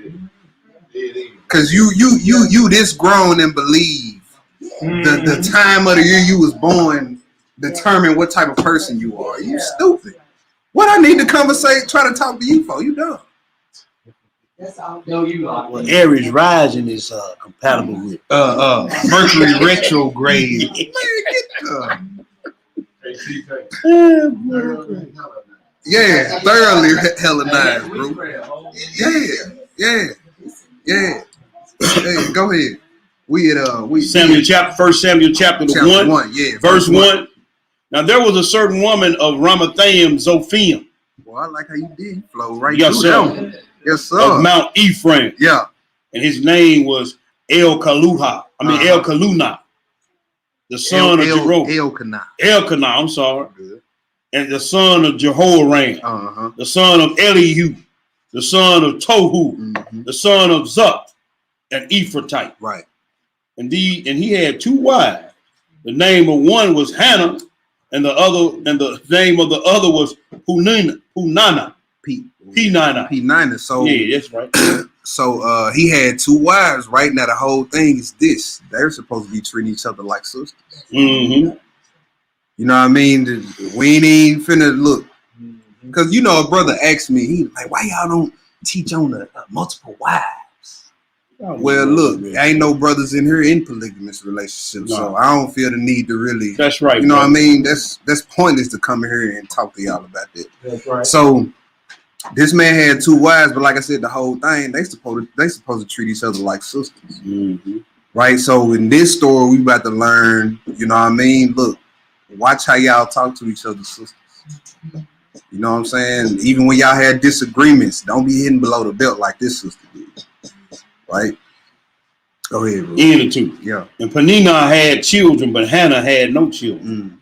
And this man went up out of his city, yearly to worship and sacrifice unto Yahweh a host in Shiloh. And the two sons of Eli, Hophni and Phinehas, the priest of Yahweh, were there. And when the time was that Elkanah offered, he gave Peninnah his wife to all her sons and her daughters portions. Right. But Hannah he gave a worthy portion, for he loved Hannah. But Yahweh had shut up her womb. Right. So he gave Hannah a worthy or a double portion. Her womb, she was barren. And back in the day, you know what I mean, our women, you know, they wanted to have children. That was a big thing for them. So what's her name? Peninnah. Peninnah had children. She wasn't barren, but Hannah had no children, right? So let's see what happened. Go ahead. Verse 6. Yeah. And her adversary also provoked her soul for to make her fret, because Yahweh had shut up her womb. Oh boy, women, y'all can be real mean to each other. Real cold-hearted, boy. Real, you would ex your homegirl out, but the Negro that's knocking your wig off every night, you love that Negro. Throw his arms at the socket, breaks off of him. You love him. You know what I mean? And when situations arise between y'all, don't start all that catty hitting below the belt and all that. But that's why didn't nobody eat your food at the feast. You know what I mean? All that. Look, her pan was still sitting up there, wasn't it, sister? They didn't even take the lid off of it. And look, and you know this the same sister in the sisterhood means they've been wanting to learn how to cook. You know that. And you know what I'm saying? But I done seen sisters go there. That's a bad deal. Yeah. See, we cut below the belt too much with each other all the time. Yeah. See, we ain't in the business of building. We in the business of tearing down. I mean, at home, out of home, in the assembly. Yeah. We ain't used to building each other up. We used to being tore down, so our first thing is to tear somebody else down to make ourselves feel good. Yeah. Yeah. You know, your broccoli cheese was nasty too. You know, I just want you asked me how it tasted. I told you it tasted good, but your stuff was some garbage too. Yeah. But I just did. I tried to build you up and say, yeah, it was all right. Sister. Right. But you gonna go back and turn around and tell this sister that. That's we off, man. Yeah. Nah, y'all supposed to ride for each other, man. Go ahead. Verse 7. Yeah. And as he did so year by year, when she went up into the house, as she went up to the house of Yahweh, so she provoked her. Therefore she wept and did not eat. And Elkanah, her husband, and then said Elkanah, her husband, to her, Hannah, why weepest thou? And why eatest thou not? And why is thy heart grieved? Am not I better than thee? 10 sons. You see that? This is what I was talking about earlier. See, your woman can be bummed out going through something, and you think, usually when we see that, we be like, damn, what I do now?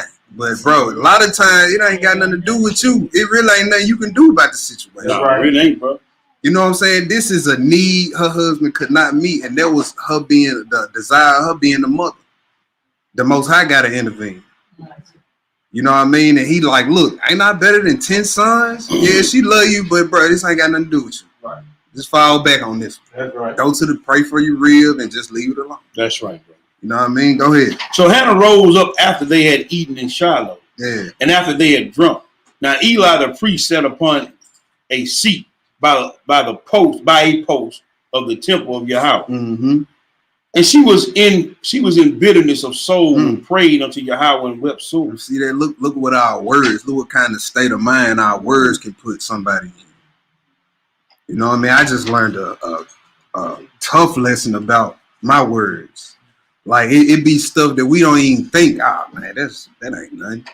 You find out months later, people be holding on to that, still be holding on to that. You done seen them a million times since then. You know what I mean? And they ain't said nothing, everything straight. And then to a conversation happen, you be like, dang, what's up with you? Well, man, you remember when you said this? And you be like, dang, you still, you know what I mean? And you can't be like, man, you still on that look? Because look, that might have affected them in a way. You don't know what they dealing with internally. When you don't know what they was dealing with when you said. We got to take all that into consideration. Go ahead. And she vowed a vow and said, O Yahweh of hosts, if thou would indeed look on the affliction of thine handmaid, and remember me, and not forget thine handmaid, but will give unto thine handmaid a man child, then I will give him unto Yahweh all the days of his life, and there shall no razor come upon his head. And it came to pass, as she continued praying before Yahweh, that Eli marked her mouth. Now Hannah, she spake in her heart. Only her lips moved. So she was saying this in her mind. Just moving her lips. Let you know the Most High heard everything from your loudest insult to your most silent cry. He heard it all. He heard it all. And look what this sister did. She went to her power about the situation. That's right. She ain't shoot back at her sister. Right, go ahead. But her voice was not heard. Yeah. Therefore Eli thought she had been drunken. And Eli said unto her, how long wilt thou be drunken? Put away thy wine from thee. Yeah. And Hannah answered and said, no, my Lord, I am a woman of a sorrowful spirit. That's right. I have drunk neither wine nor strong drink, but have poured out my soul before Yahweh. Look what she about to say about the women who are lush heads. Love to drink, love to party, always just sloppy. You know what I mean? At the feast, staggering. You know what I mean? Staggering, man. Dragging their homegirl to the toilet, dragging their sister to the toilet, and just You know what I mean? That's look what she about to say about them type of women. Go ahead. Verse 16. Yeah. Count not thine handmaid for a daughter of Belial. For out of the abundance of my complaining grief have I spoken here thereto. She said, count not thine handmaid with a daughter of Belial. We just read in 1 Timothy 5, she who live in pleasure is what? Dead already. Why she did? That's right. You know what I mean? So she like, look, nah, don't count me with them. Go ahead. Then Eli answered and said, go in peace, and the power of Israel grant thee thy petition thou hast asked of him. Go ahead. And she said, let thine handmaid find grace in thy sight. So the woman went her way and did eat, and her countenance was no more sad. Her countenance was no more sad. That's the key. Hannah shows you the key to getting that joy back. Sometimes you got to go to the Most High and let it out. You got to let out a cry and a prayer, and sometimes that's the only thing that can restore your joy back to you. That's the only thing. Let all that negative energy about yourself. And look, a lot of people, especially men, they think it's soft to cry in this thing, bruh. You ain't walking the same walk I'm walking, cuz if you been walking this and you ain't been ready to cry and you know what I mean, break down and give up, bro, you ain't really walking this thing. It ain't hit him yet, brother. Nah, it ain't. The severity and the levity of it all. Yeah. So it says she was not, her countenance wasn't sad no more, right? Because she gave it to the power. Go ahead. Verse 19. Yeah. And they rose up in the morning early and worshiped before Yahweh and returned and came to their house to Ramah. And Elkanah knew Hannah his wife, and Yahweh remembered her. Wherefore it came to pass when the time was come about after Hannah had conceived that she bare a son and called his name Samuel. Hallelujah. Saying, because I have asked him of the Yahweh. That's right. Let's go to chapter 2. Chapter 2, 1 through 11. You didn't want me to read right there? No, okay. All right. All right. Let's switch that. 1 Samuel chapter 2, 1 through 11. All right. And Hannah prayed and said, my heart rejoices in your house. Mine horn is exalted in your house. My mouth is enlarged over mine enemies, because I rejoice in thy salvation. There is none holy as Yahweh, for there is none beside thee, neither is there any rock like unto our power. That's right. Talk no more so exceeding proudly. Let not the arrogancy come out of your mouth, for Yahweh is a power of knowledge, and by him actions are weighed. Remember that when y'all dealing with y'all sisters. Hey, actions are weighed by him. Don't talk proudly and arrogantly against your sister. She don't know no script. Look, she can't even find her back. You know what I mean? Just little petty stuff, man. Just petty stuff. Go ahead. Verse 4. The bows of the mighty men are broken, and they that stumble are girded with strength. They that were full have hired out themselves for bread, and they that were hungry cease, so that the barren has borne 7. And she that hath many children is waxed feeble. Yahweh killed and make alive. Y'all see the judgment that he put on that sister for talking about her sister? Yes, sir. He made, now she barren. Now, next feast ain't nobody gonna touch your pan of food. No. What he saying? Yeah. Go ahead. Hurry up, tip still on time. Right. Verse 6, man. Verse 6. Yahweh killeth and maketh alive. Yeah. He bringeth down to the grave and bringeth up. Yahweh maketh poor and maketh rich. He bringeth low and lifteth up. He raises up the poor out of the dust and lifteth up the beggar from the dunghill, to set him among princes and to make them inherit the throne of glory. For the pillars of the earth are Yahweh's, and he hath set the world upon them. All right, let's go and drop there. Let's go to Sirach. Let's go to Sirach 21 and 26. All right. Get a few scriptures on this mouth. Dealing with this mouth. Man,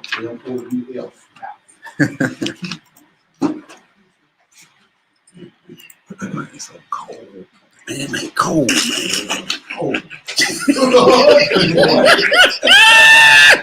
What's the script, man? You threw me off. What's the script, bro? What's the script, man? Ciroc 21:26.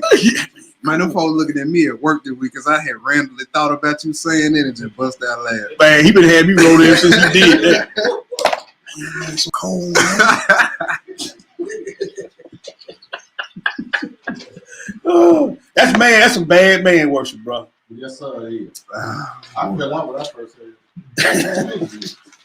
I'm like, Change that so that say first family, so they'll know. Oh, okay. I'm sorry. Oh, yeah. Appreciate that. Where I'm at. Oh shit! I tell you what, I do it like that. Yeah, stop that. What That's what I'm saying, man. screen go? I hit escape. okay, slide over to the side. That's something wrong. My computer ain't never did that. I don't know why it's doing it. Let me kill that, man. Mm-hmm. Make that escape in. Y'all see us on the screen? Like Hashatan push escape on the screen. I don't see it up there no more. I see you. Why? What? You back on deck, bro? We still streaming. Oh, okay. I can't get this joke. I hit escape, man. This joke won't do nothing. Yeah, it is up there. Mm-hmm, right there. Yeah, minimize. Yeah, there you go. Then you move up. Screen down here at the bottom. Man, I don't know. Hit the There you go. Where is it? Down at the bottom. My computer ain't never did that, bro. Okay, put that down. Let me X all the way out of it. Okay, you got to be in one of those tabs up there.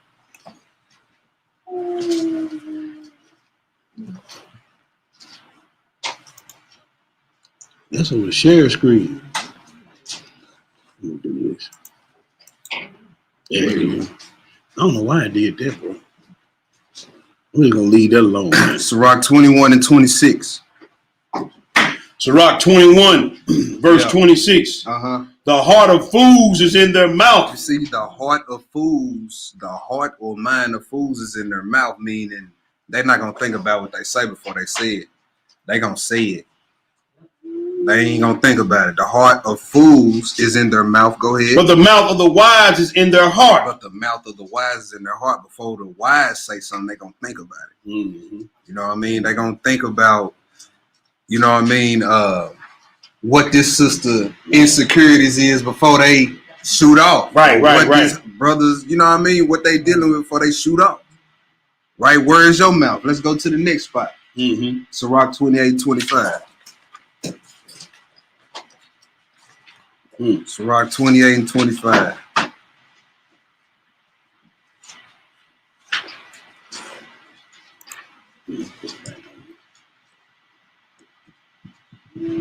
Ciroc 20, what I say 28:25? Yeah, go ahead. That was one. Okay. Yeah, that's it. 28:25. And weigh thy words in a balance, and make a door and a bar for thy mouth. Keep going. Beware thou slide not by it, Right. lest thou fall before him that lieth in wait. Ooh-wee. Don't talk crazy to the wrong person now, the wrong sister now. Mm-hmm. That was Ciroc 28. No, that's the wrong thing. That was Ciroc 28, Here it is. 25 and 26. 25 and 26. Watch that mouth. Write down Proverbs 16 and 23. You gonna do them? Yeah, let's go on. Let's go on. Proverbs 16 and 23.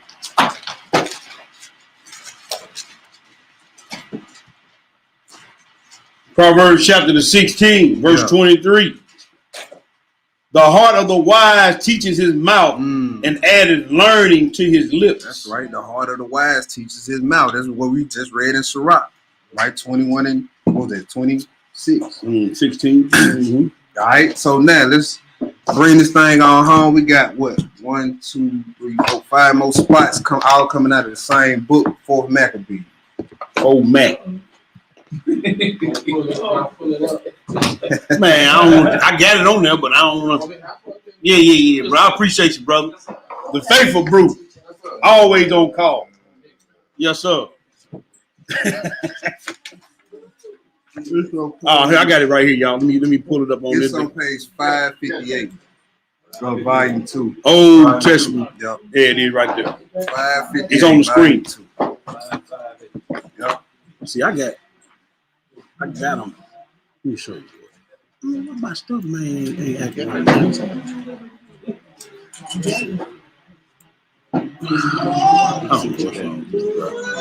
See, my shit. Do the share. No. Let me get out. That's it right there. Going over a bit. What? I don't know. My computer ain't never did this. Ain't never did no problem. It's really acting right, man. I don't know what's wrong with this. You got it. You get out all this.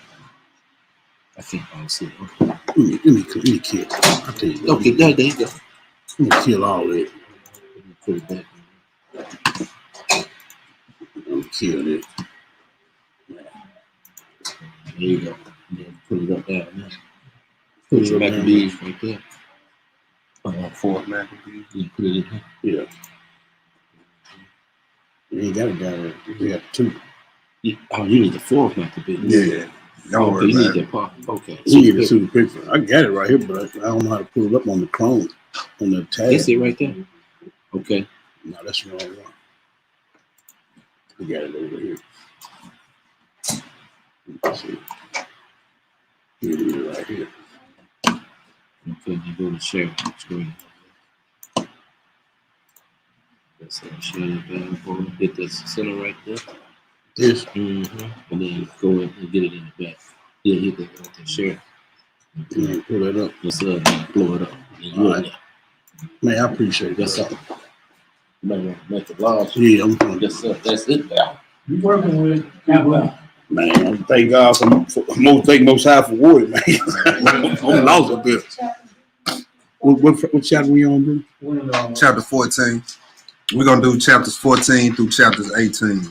This is about the mother. This is about the mother of the 7 sons, right here. All right, so let's look a little deeper into what we usually look to dealing with her.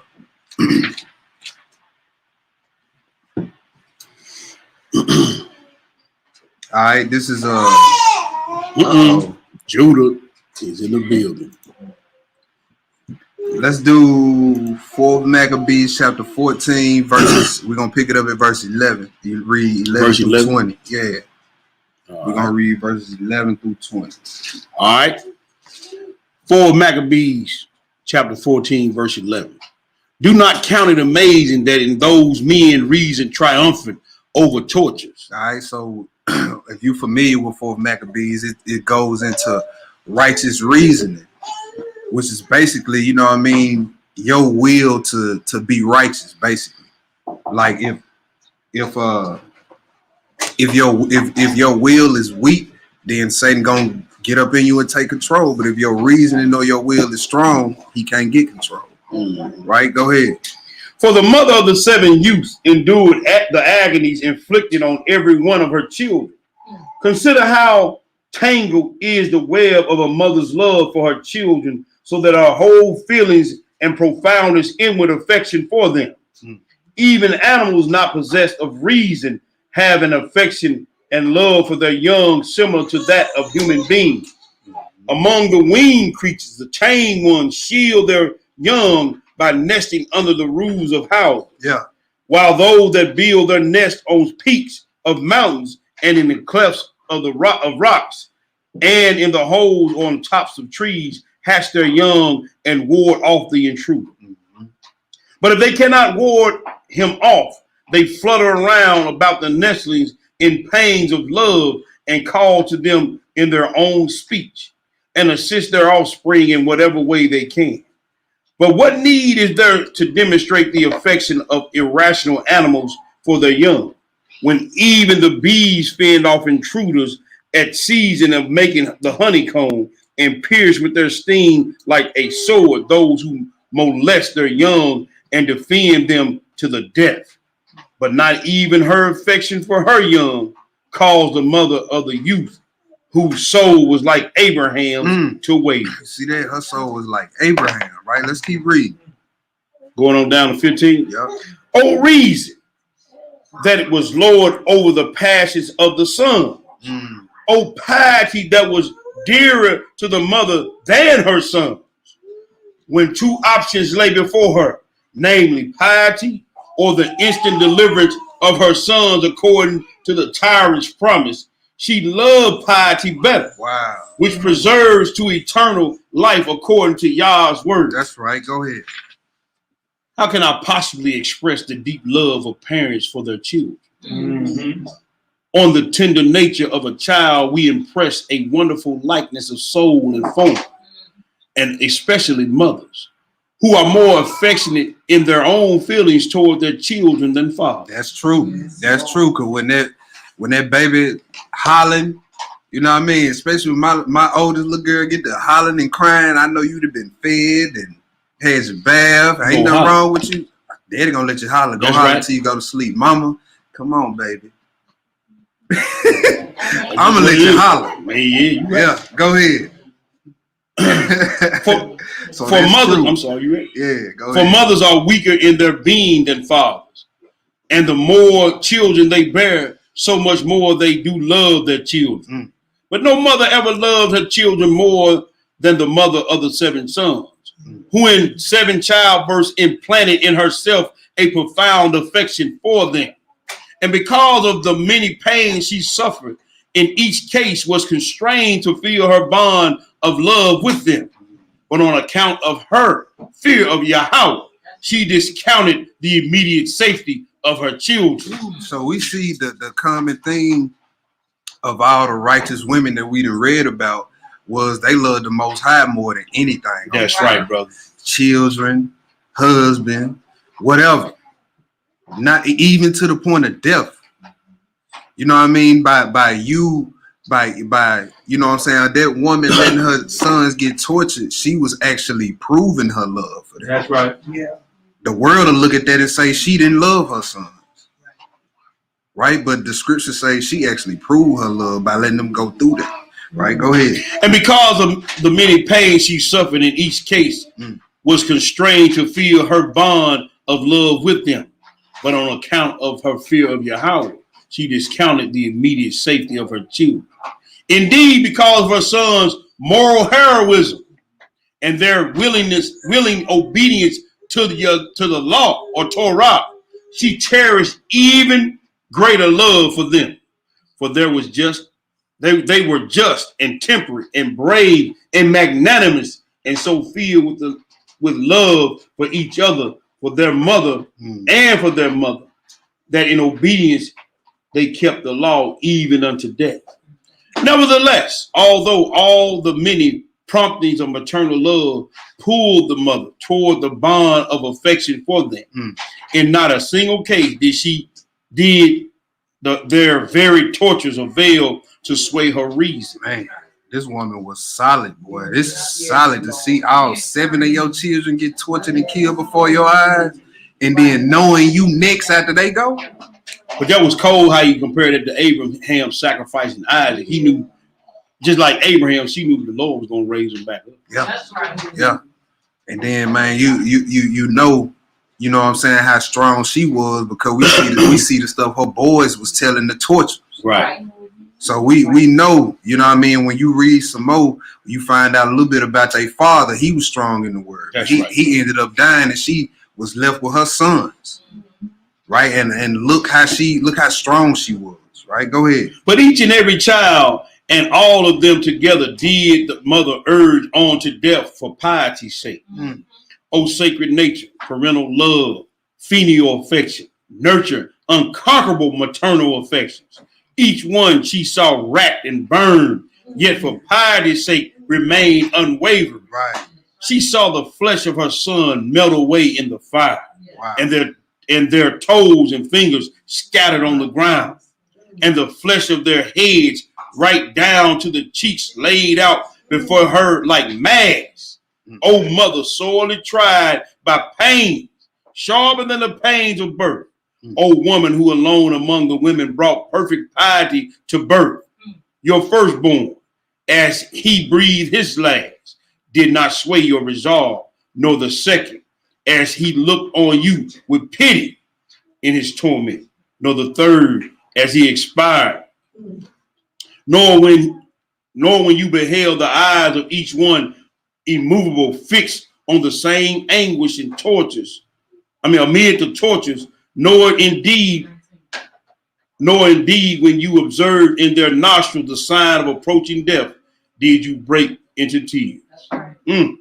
When you saw that your children's flesh burned on children's flesh, and severed hand upon hand, and flayed head upon head, and corpse falling upon corpse, and when you saw the place crowded with spectators of your children's torments, you did not weep. Wow. Man. Man, look here. I kiss my little girl hands and feet. I couldn't imagine seeing them being chopped off and in the fire, bro.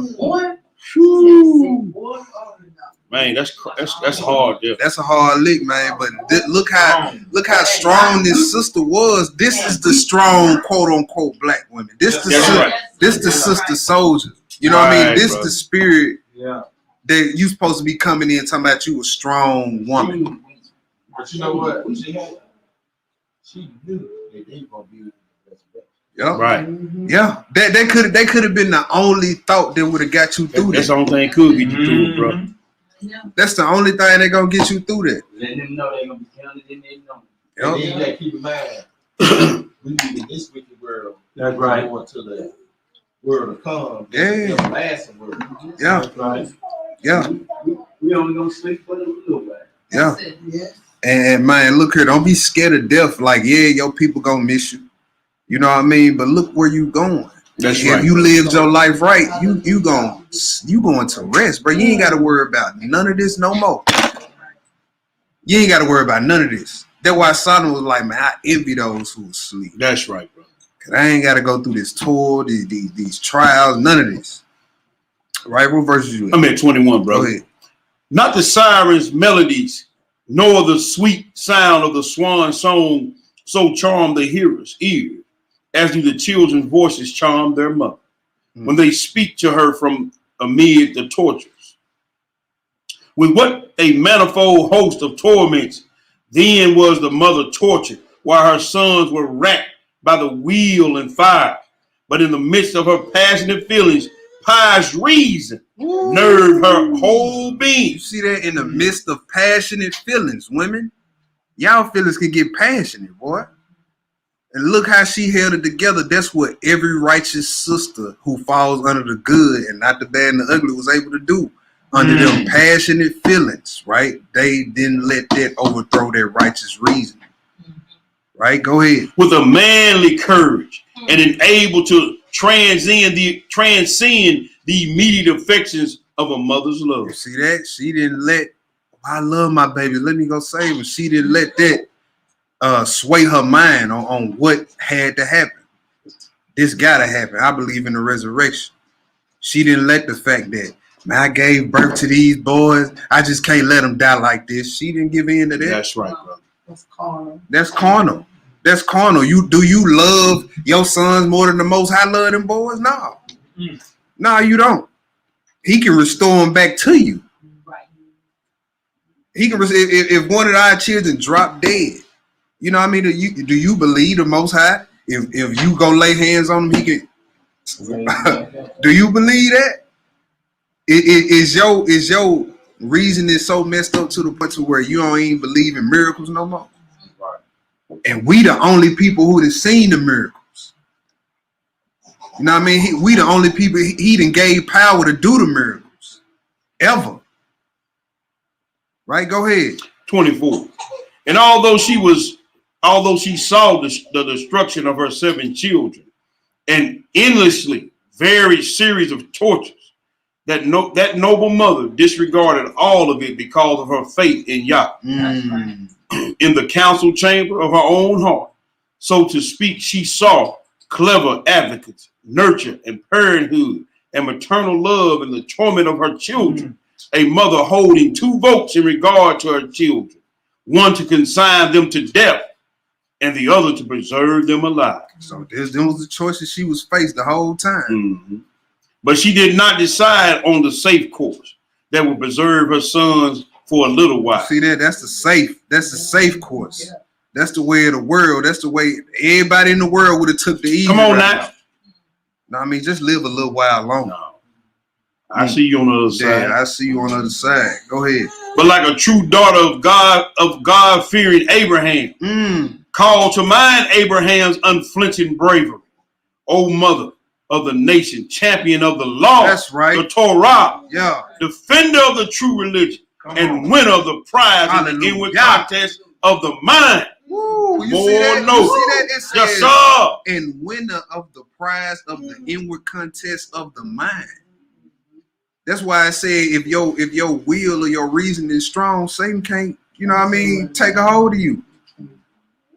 If it's weak, he gonna go in there and have a field day. That's right, brother. He gonna incite all type of emotions inside you that really ain't there, implant all type of thoughts in your mind that really ain't there. You know what I mean? One thing we gotta realize about emotions, everybody, I ain't just talking about women, is emotions come and go. They just, you know what I mean? That's right. They come and go.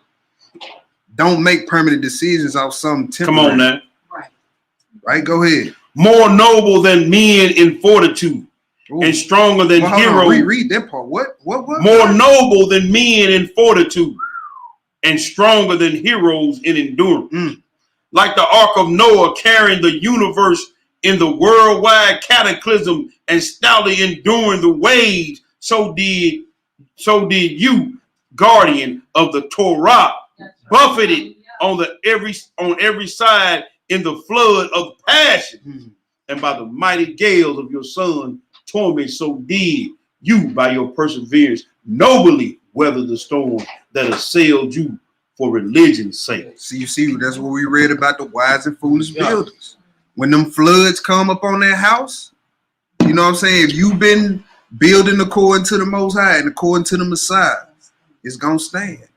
The flood of passions, when them emotions start running high.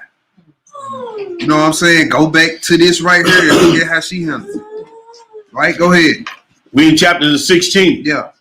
If then a woman, and indeed a woman of advanced years, the mother of 7 sons, held out while looking upon her children being tortured to death, we must concede that devout reason is sovereign over the passions.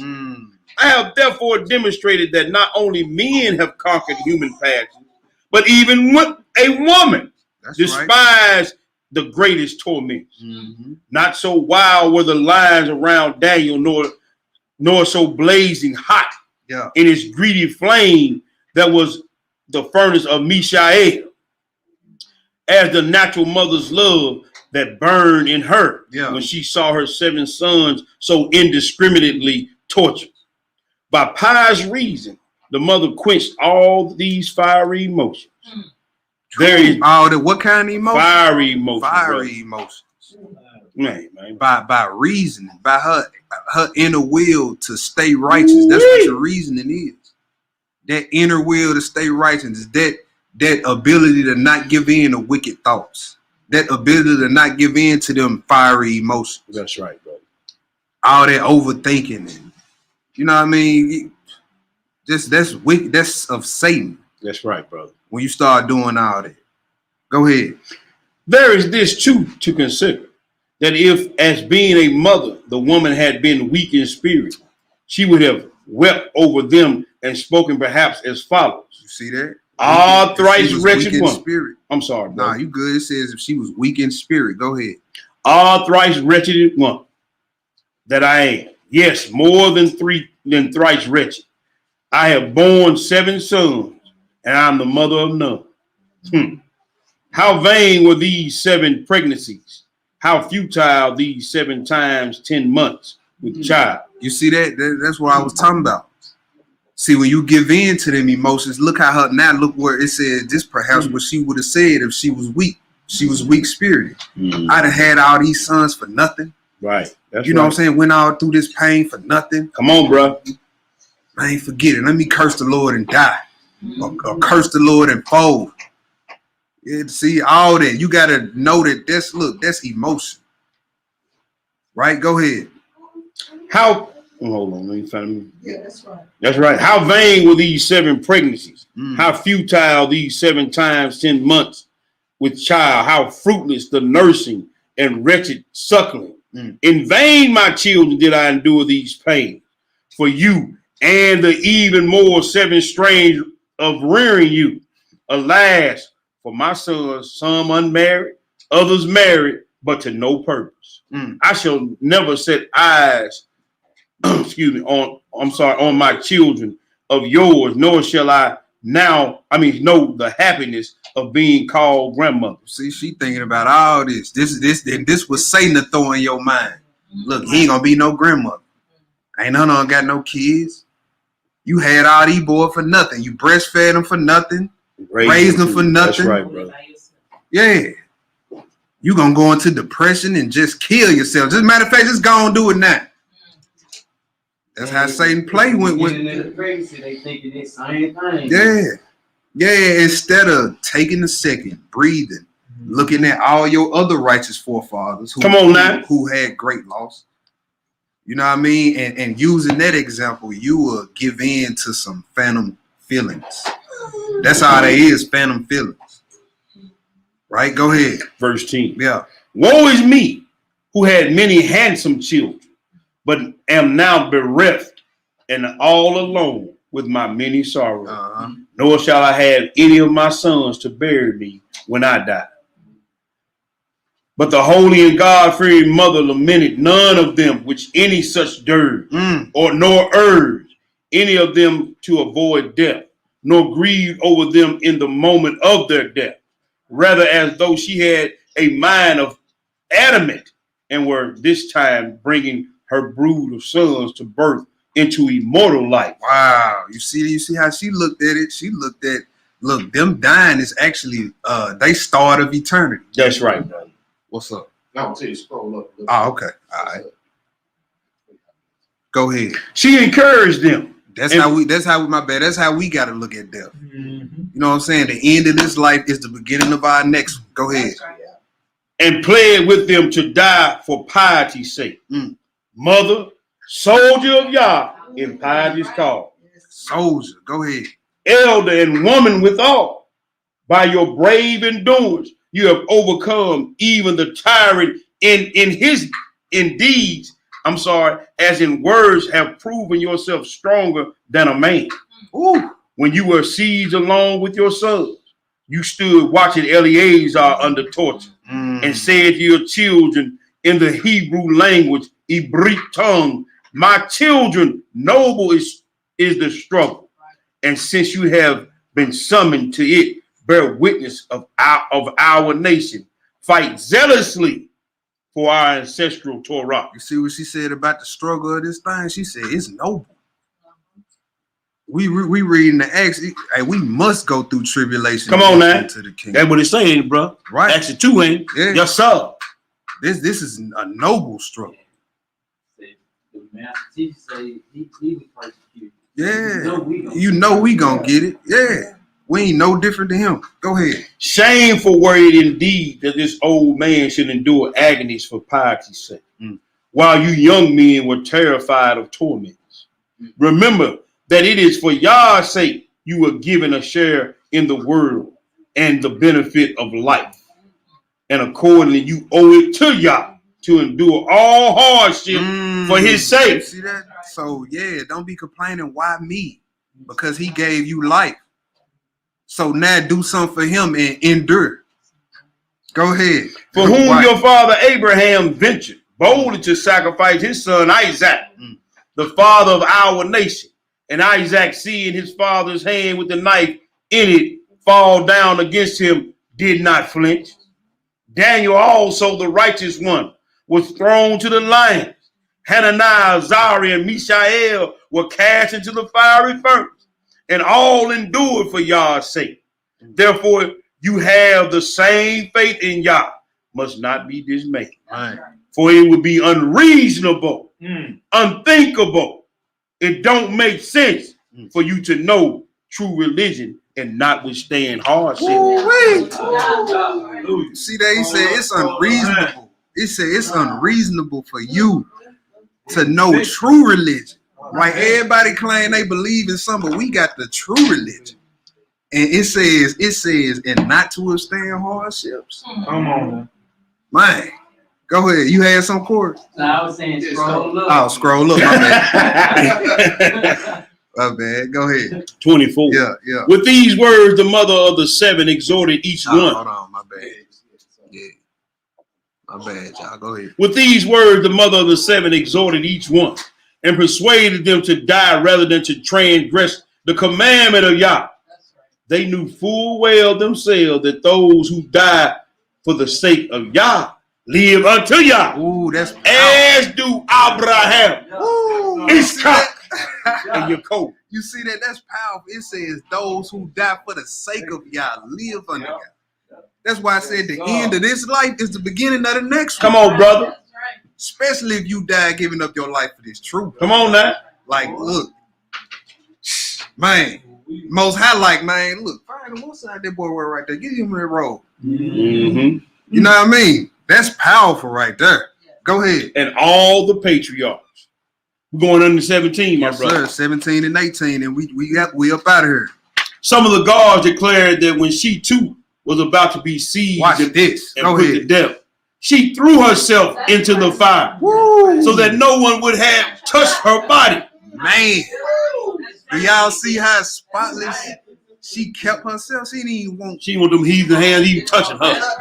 Don't even touch me. Get your pig meeting hands off of me. What? This was a virtuous sister here. I show it. I just want to know her name. What's her name? Y'all always just say the mother of the seven sons. I want to know this sister's name. That's her name. Yeah.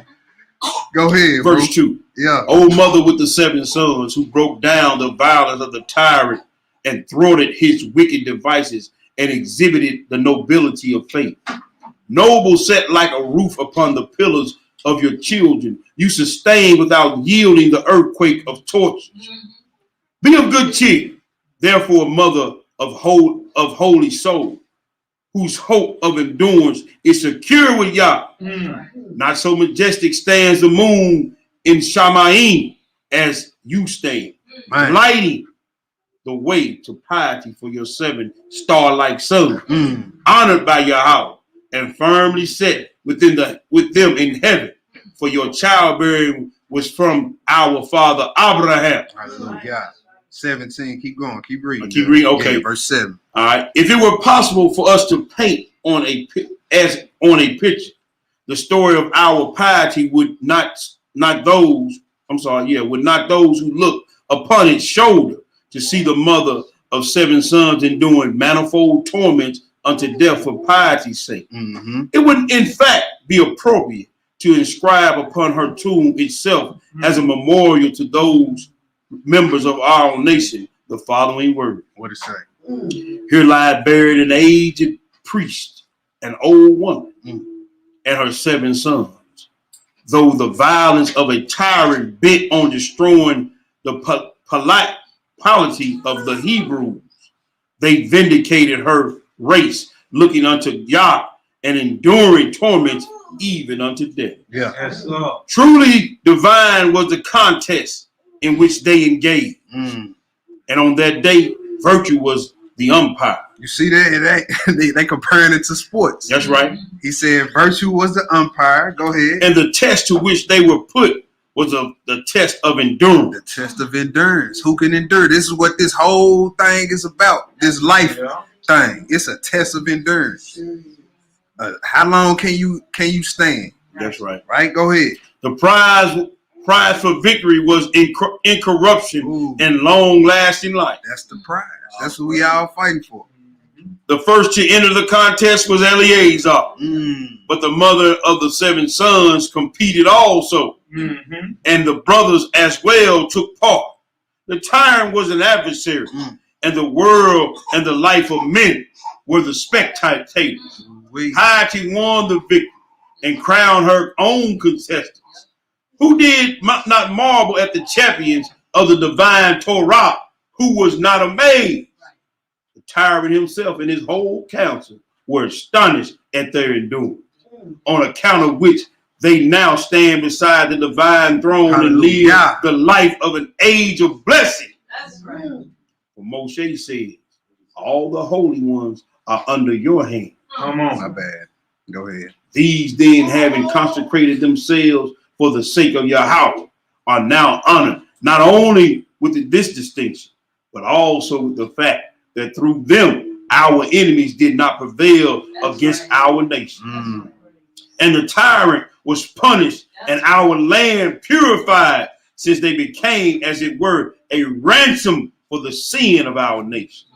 Through the blood of the righteous ones, and through the propitiation of their death, and divine providence rescued Israel. That's right. So, hey, some people might have to give up their life to Yes, save the sir. nation. That's right.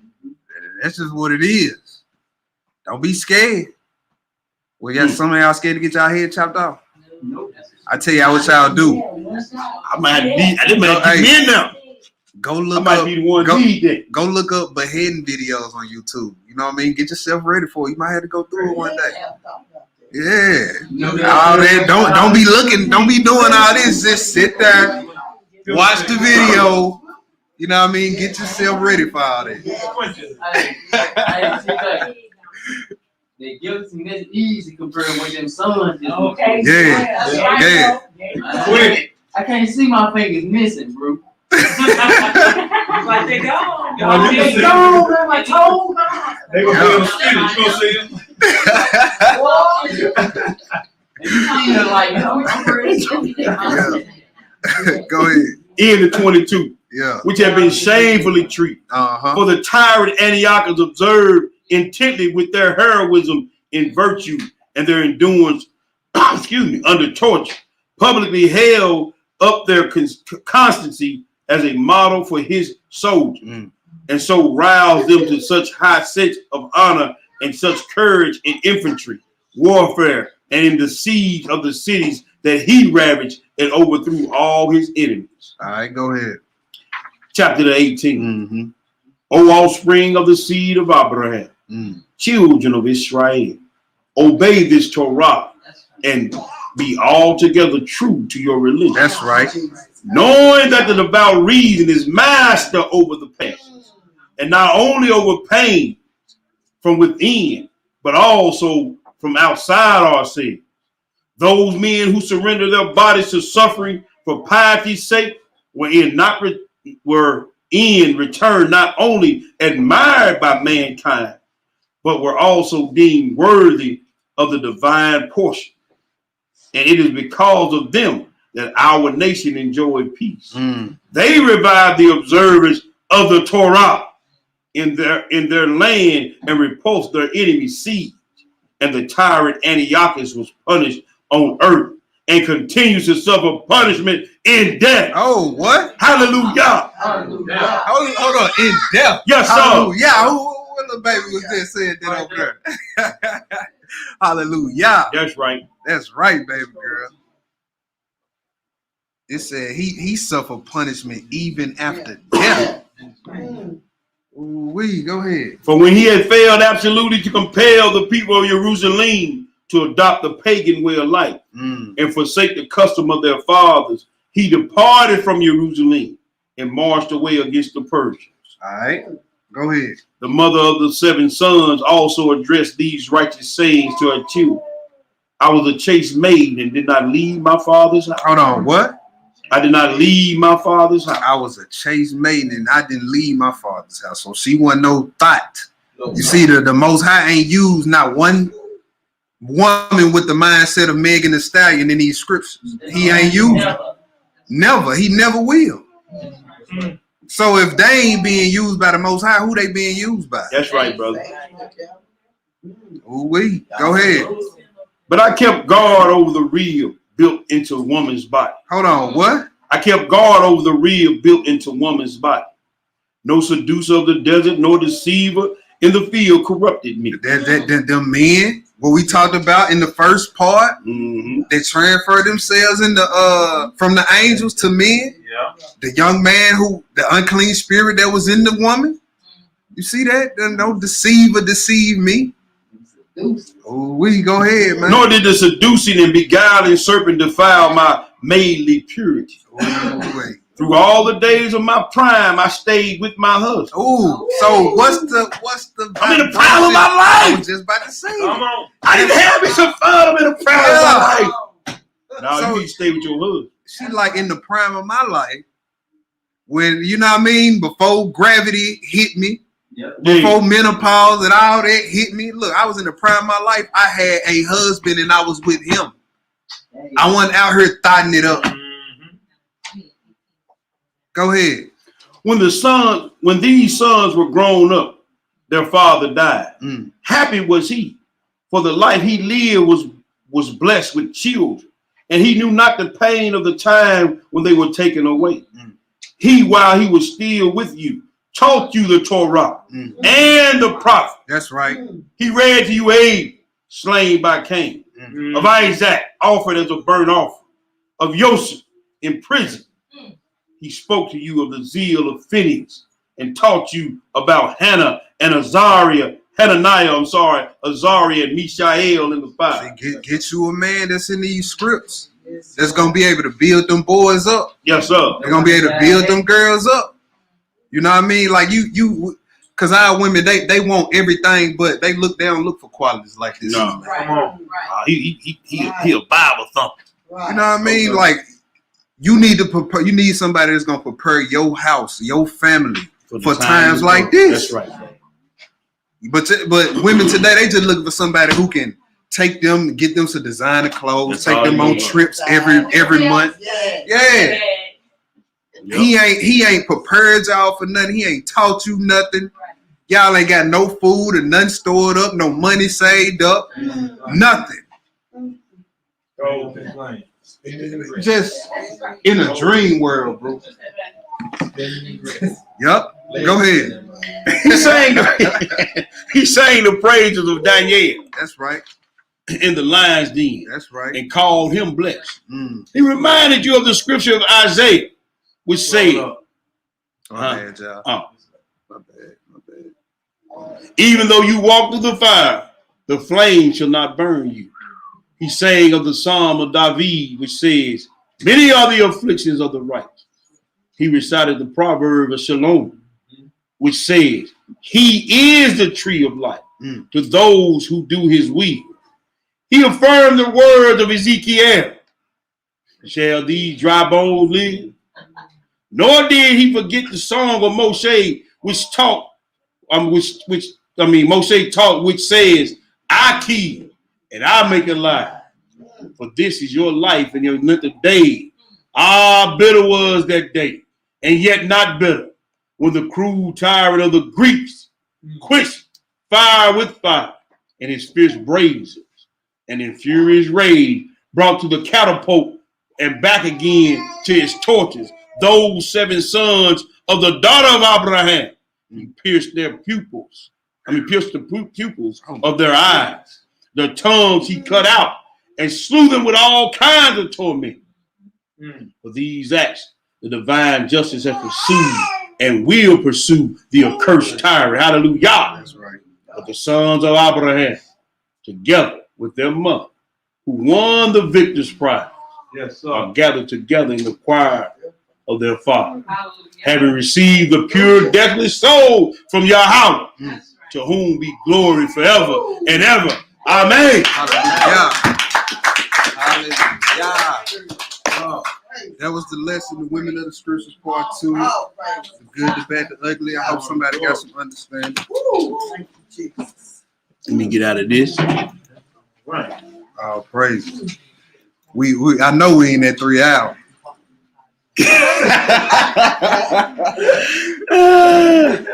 Oh yeah. Look, we at 2:36. Yes, sir. Oh, praise. Let me get down to this right here. All right, so go ahead. All right, so what do you want to do this? My boy's kind of tired there, brother. All that renowned play.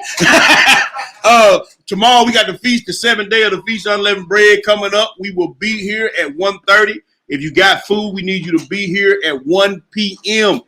1 p.m. 1 p.m. Oh yeah, Charles. I know you go home, get you some rest, brother. We need you here 1 p.m. Yes, sir. 12:59. Yeah. If you're on time, you're late. If you're early, you're on time. That's what my drill instructor told me. Yes, sir. But anyway, we're gonna be closing out the Feast of Unleavened Bread tomorrow. When you come, if you come at 1 o'clock, we asking that you please wait outside the room till the brothers get the room together, so we can have sit down for the feast. The brothers then gonna rotate out the room and get out you sisters' way, and then y'all can set everything up so we won't be in y'all way. But we need the cooperation from everybody.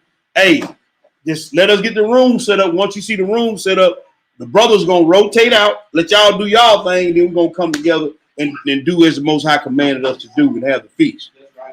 All right. Tonight, brothers, we got a brotherhood call at 7 o'clock. It's 7 o'clock, ain't it right, one? Yes, sir. All right, 7 o'clock, we're gonna be getting together, discussing some things. I know y'all saw the logo. I ain't got but 2 or 3 replies back. Which one of y'all like? Number 2. You know what I'm saying? I'm trying to get the reply back, man. I'm trying to get this flyer for Pentecost. Yeah, man, you got it. Don't play no game. Yeah, okay, check the email, bro. All right, we'll take a vote on it tonight. And Jay, I'll try to get this flyer ready, man. I can't put out no more flyers. That was almost embarrassing, the flyer I put out. But I did what I could do. I appreciate it, but I'm trying to get, we're trying to step our game up, so we're trying to get this thing going. There you go. There you go. Thank you, sister. So we're going to try to get that done. We got some other stuff we want to talk about. Bring your ideas to the table. I would ask that each brother that's married consult with their ribs, especially the ones who got children, because we try to get some ideas for the children as well for Pentecost. We got some other things we're going to be discussing as far as reaching out to some other Hebrews in the city, try to get them to come fellowship with us and all that. So we're going to be dealing with that tonight, brothers, if you're available at 7 p.m. We got a brotherhood call. And then, like I say, if you get here tomorrow, 1, bring the food, but do not come in the room, you know what I'm saying, till the brothers rotate out. You got anything else, my brother? We heard at 1. I mean, at tonight. No, the brotherhood call. It's gonna be a it's gonna be a call. Stream y'all call. Stream y'all call. Yeah, stream y'all. Yeah. Want to always thank the ones who donate to the ministry. That's right, like my brother just reminded me. Make sure y'all keep us in y'all prayers and whatnot. But hey, may the Most High bless the work of your hands and bless you and your family with all spiritual, physical, and financial blessings as He's prospered you. Continue to do what He lays on your heart to do.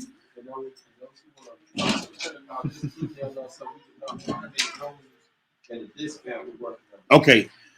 Like my brother just said, the ones who plan to come to Pentecost, and we want to see all y'all down here, but we definitely want y'all to reach out and email us that you planning on coming. He can get you the discounts on the rooms and everything. We trying to have the Hebrews in the park. So we're going to have rooms, a discount on the rooms, and going to just come down and fellowship and have a good time. Again, that's going to take place in May. In May is going to be the Feast of Weeks or the Feast of Pentecost or Shavuot is what it's called in the Hebrew tongue. So we're going to be trying to get that done. Please come if you can. Come down and fellowship with your brothers and sisters. We had a great time at Pesach and Sweet Bread the first day. We're going to close out Sweet Bread tomorrow and continue to love on our brothers and sisters and keep the commandments of the Most High Yah. That's right. So with that, I'm going to turn it back over to you, brother. You got anything? Nah, I ain't got nothing, man. You know what I mean? Most High willing, we'll be back next Shabbat. Yep.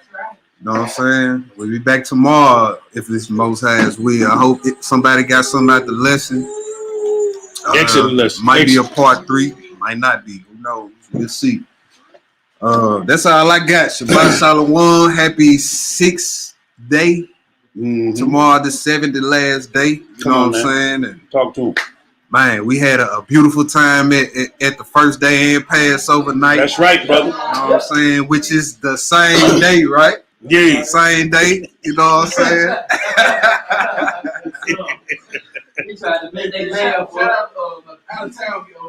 Yeah, man. All the out of town guests. We had Octuvia and his rib and them 2 beautiful baby girls. I got to hold them, man. They precious. Who else we had? We had D-Row and his rib. D-Row and his rib come through. We had the Tupelo Brews up in there. Yeah, he brought his rib on the fellowship. Yeah, shout out to my ox sir. He was there. He was in the building. That's right. You know what I'm saying? Who are we? I don't want to forget nobody. What's the sister name? Sister Chavette. Yeah, she was Say in La the Love. Yeah, Say La Love. That's the name I was trying to remember. She Say was in La the Love. building. Yep. Say La Love was there. I met her. I seen her coming in. Gave her a big embrace. Yeah, so we had a great time. We had a great time. We appreciate the folks. Yeah. I'll come on back down, you know what I'm saying, and celebrate with your brethren and your sisters, and lift up the name of the Most High Yah. That's right. Hey, we gonna have a itinerary for that weekend. We gonna kick it. Yeah. We gonna kick it. Yeah. Might try to kick something off on Thursday. Might try to kick something off Thursday and do it the whole weekend. Yeah. That's what's in my brain. That was one of my ideas. I was telling a couple of brews on the live feed, man. Look, we all need to plan for the next 7-day feast. Everybody need to plan to take off the whole 7 days if you can. Man, what you that'll be love. Like we really get the full effect of how our feast days went then. There you go. There you go. Man, all That's 7 a good days. idea. Yeah. That's what we're gonna try to do. So we appreciate y'all. Let me shout some of y'all out before we got here. Francesca Ford in the building. Aquila and Priscilla Music was up in this joint. KW, of course, my real sitting here in the class in the building. Sister Tove, Lisa Israel, my family, Tuvaya, Corey Yehuda's on both platforms, taking care of the business. Song 777, Chiquita Nevitt is in the building. James Ford, Linda Ricks, Tannis A. McCray Davis in the house. Biblical T. Seeing you in a minute, sis. What's going down? Let's see who else we got. Sister Colette up in this joint, of course. Fabrico Braga, my brother. He was up in here. Howard Brown, bro. What's going on, family? Laura Stevens, glad to see you, sister, on Facebook. I sure wish you would have made it down for Passover. Yes, sir. Let's see what we got. See anybody I missed. Alfreda Watson was in here. That's all I can see. We want to thank y'all for tuning in. Please don't forget to hit that red button down to that like button, that subscribe button, that share button. Do what you can to help us get this gospel out to the four corners of the world, to help and uplift our people and raise up and lift up the name of the Most High Yah. So y'all continue to help us out and do that. So we love y'all, and we finna stand and close out. Yes, sir. We're gonna stand and face Jerusalem and close out. Right? I'm in the wrong spot. Yeah, I got the wrong script. Yeah, I don't know why I was doing the Psalm 1. He trying to start class over.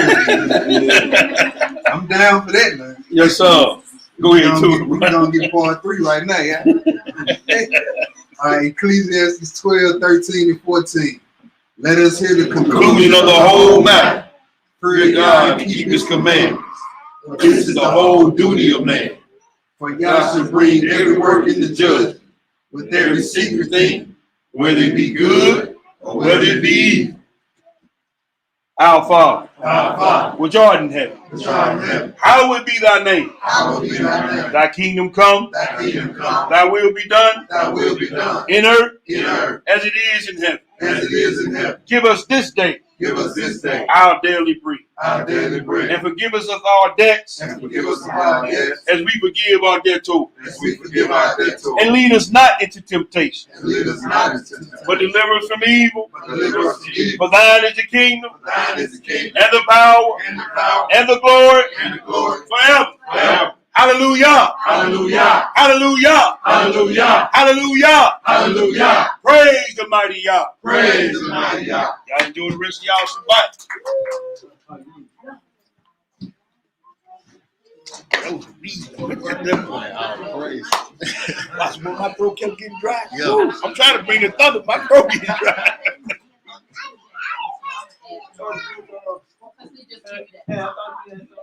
Man, but that's a lot of words. That was the reason.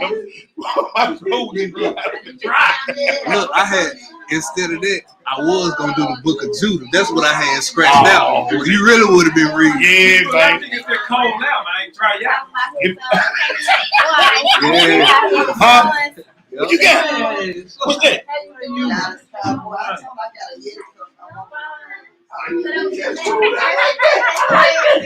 I like that. Oh, still alive, man.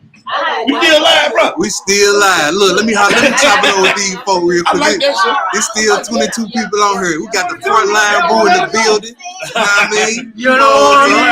Shalom. Hey, Tina, how you doing? All praise. We got Octar guy in the building. Blow up.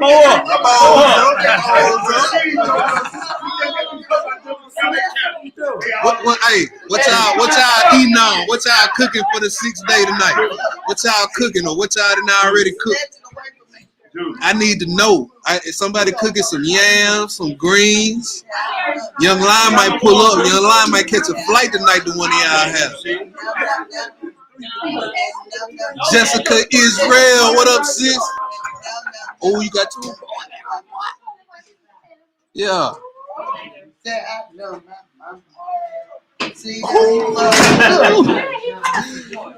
Tuvaya, Shalom, Hebrew. Can y'all confirm the location? I thought we were at South Haven today. You talking about for the feast tomorrow, sis? No, we ain't never going back to South Haven unless they give us a break on the road. So we gonna always be right here. Alright, you heard this, sis? We gonna always be here at this one. Cause he said we ain't gonna never be at the South Haven until they give us a break on the room. So we always be at this one, sis. Olive Branch. Song 777. Seasoned rice and turkey wings, huh? Oh, ship them bad boys on down here. You can ship me some of them turkey wings. I'll put them wings on top of that chicken and go in, you hear me?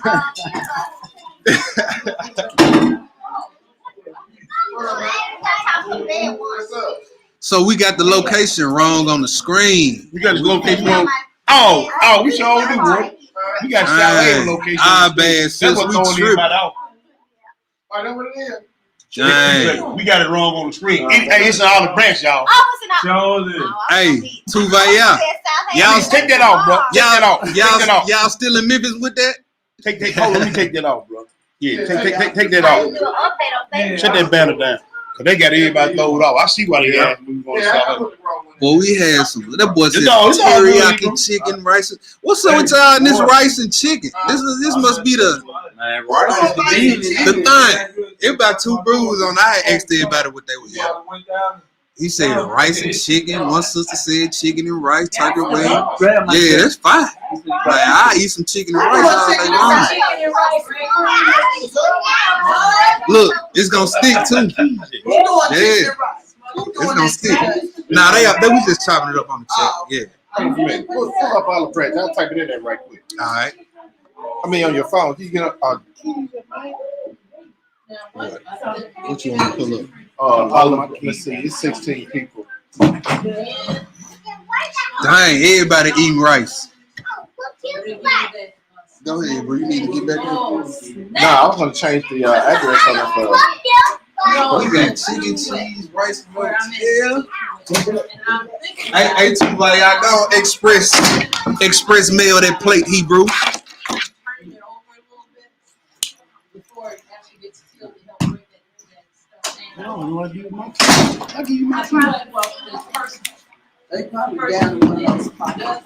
Y'all, we about to go on sign off. You know what I mean? One love. Hope y'all enjoy the rest of y'all Shabbat. I hope y'all enjoy the rest of the feast. Shalom.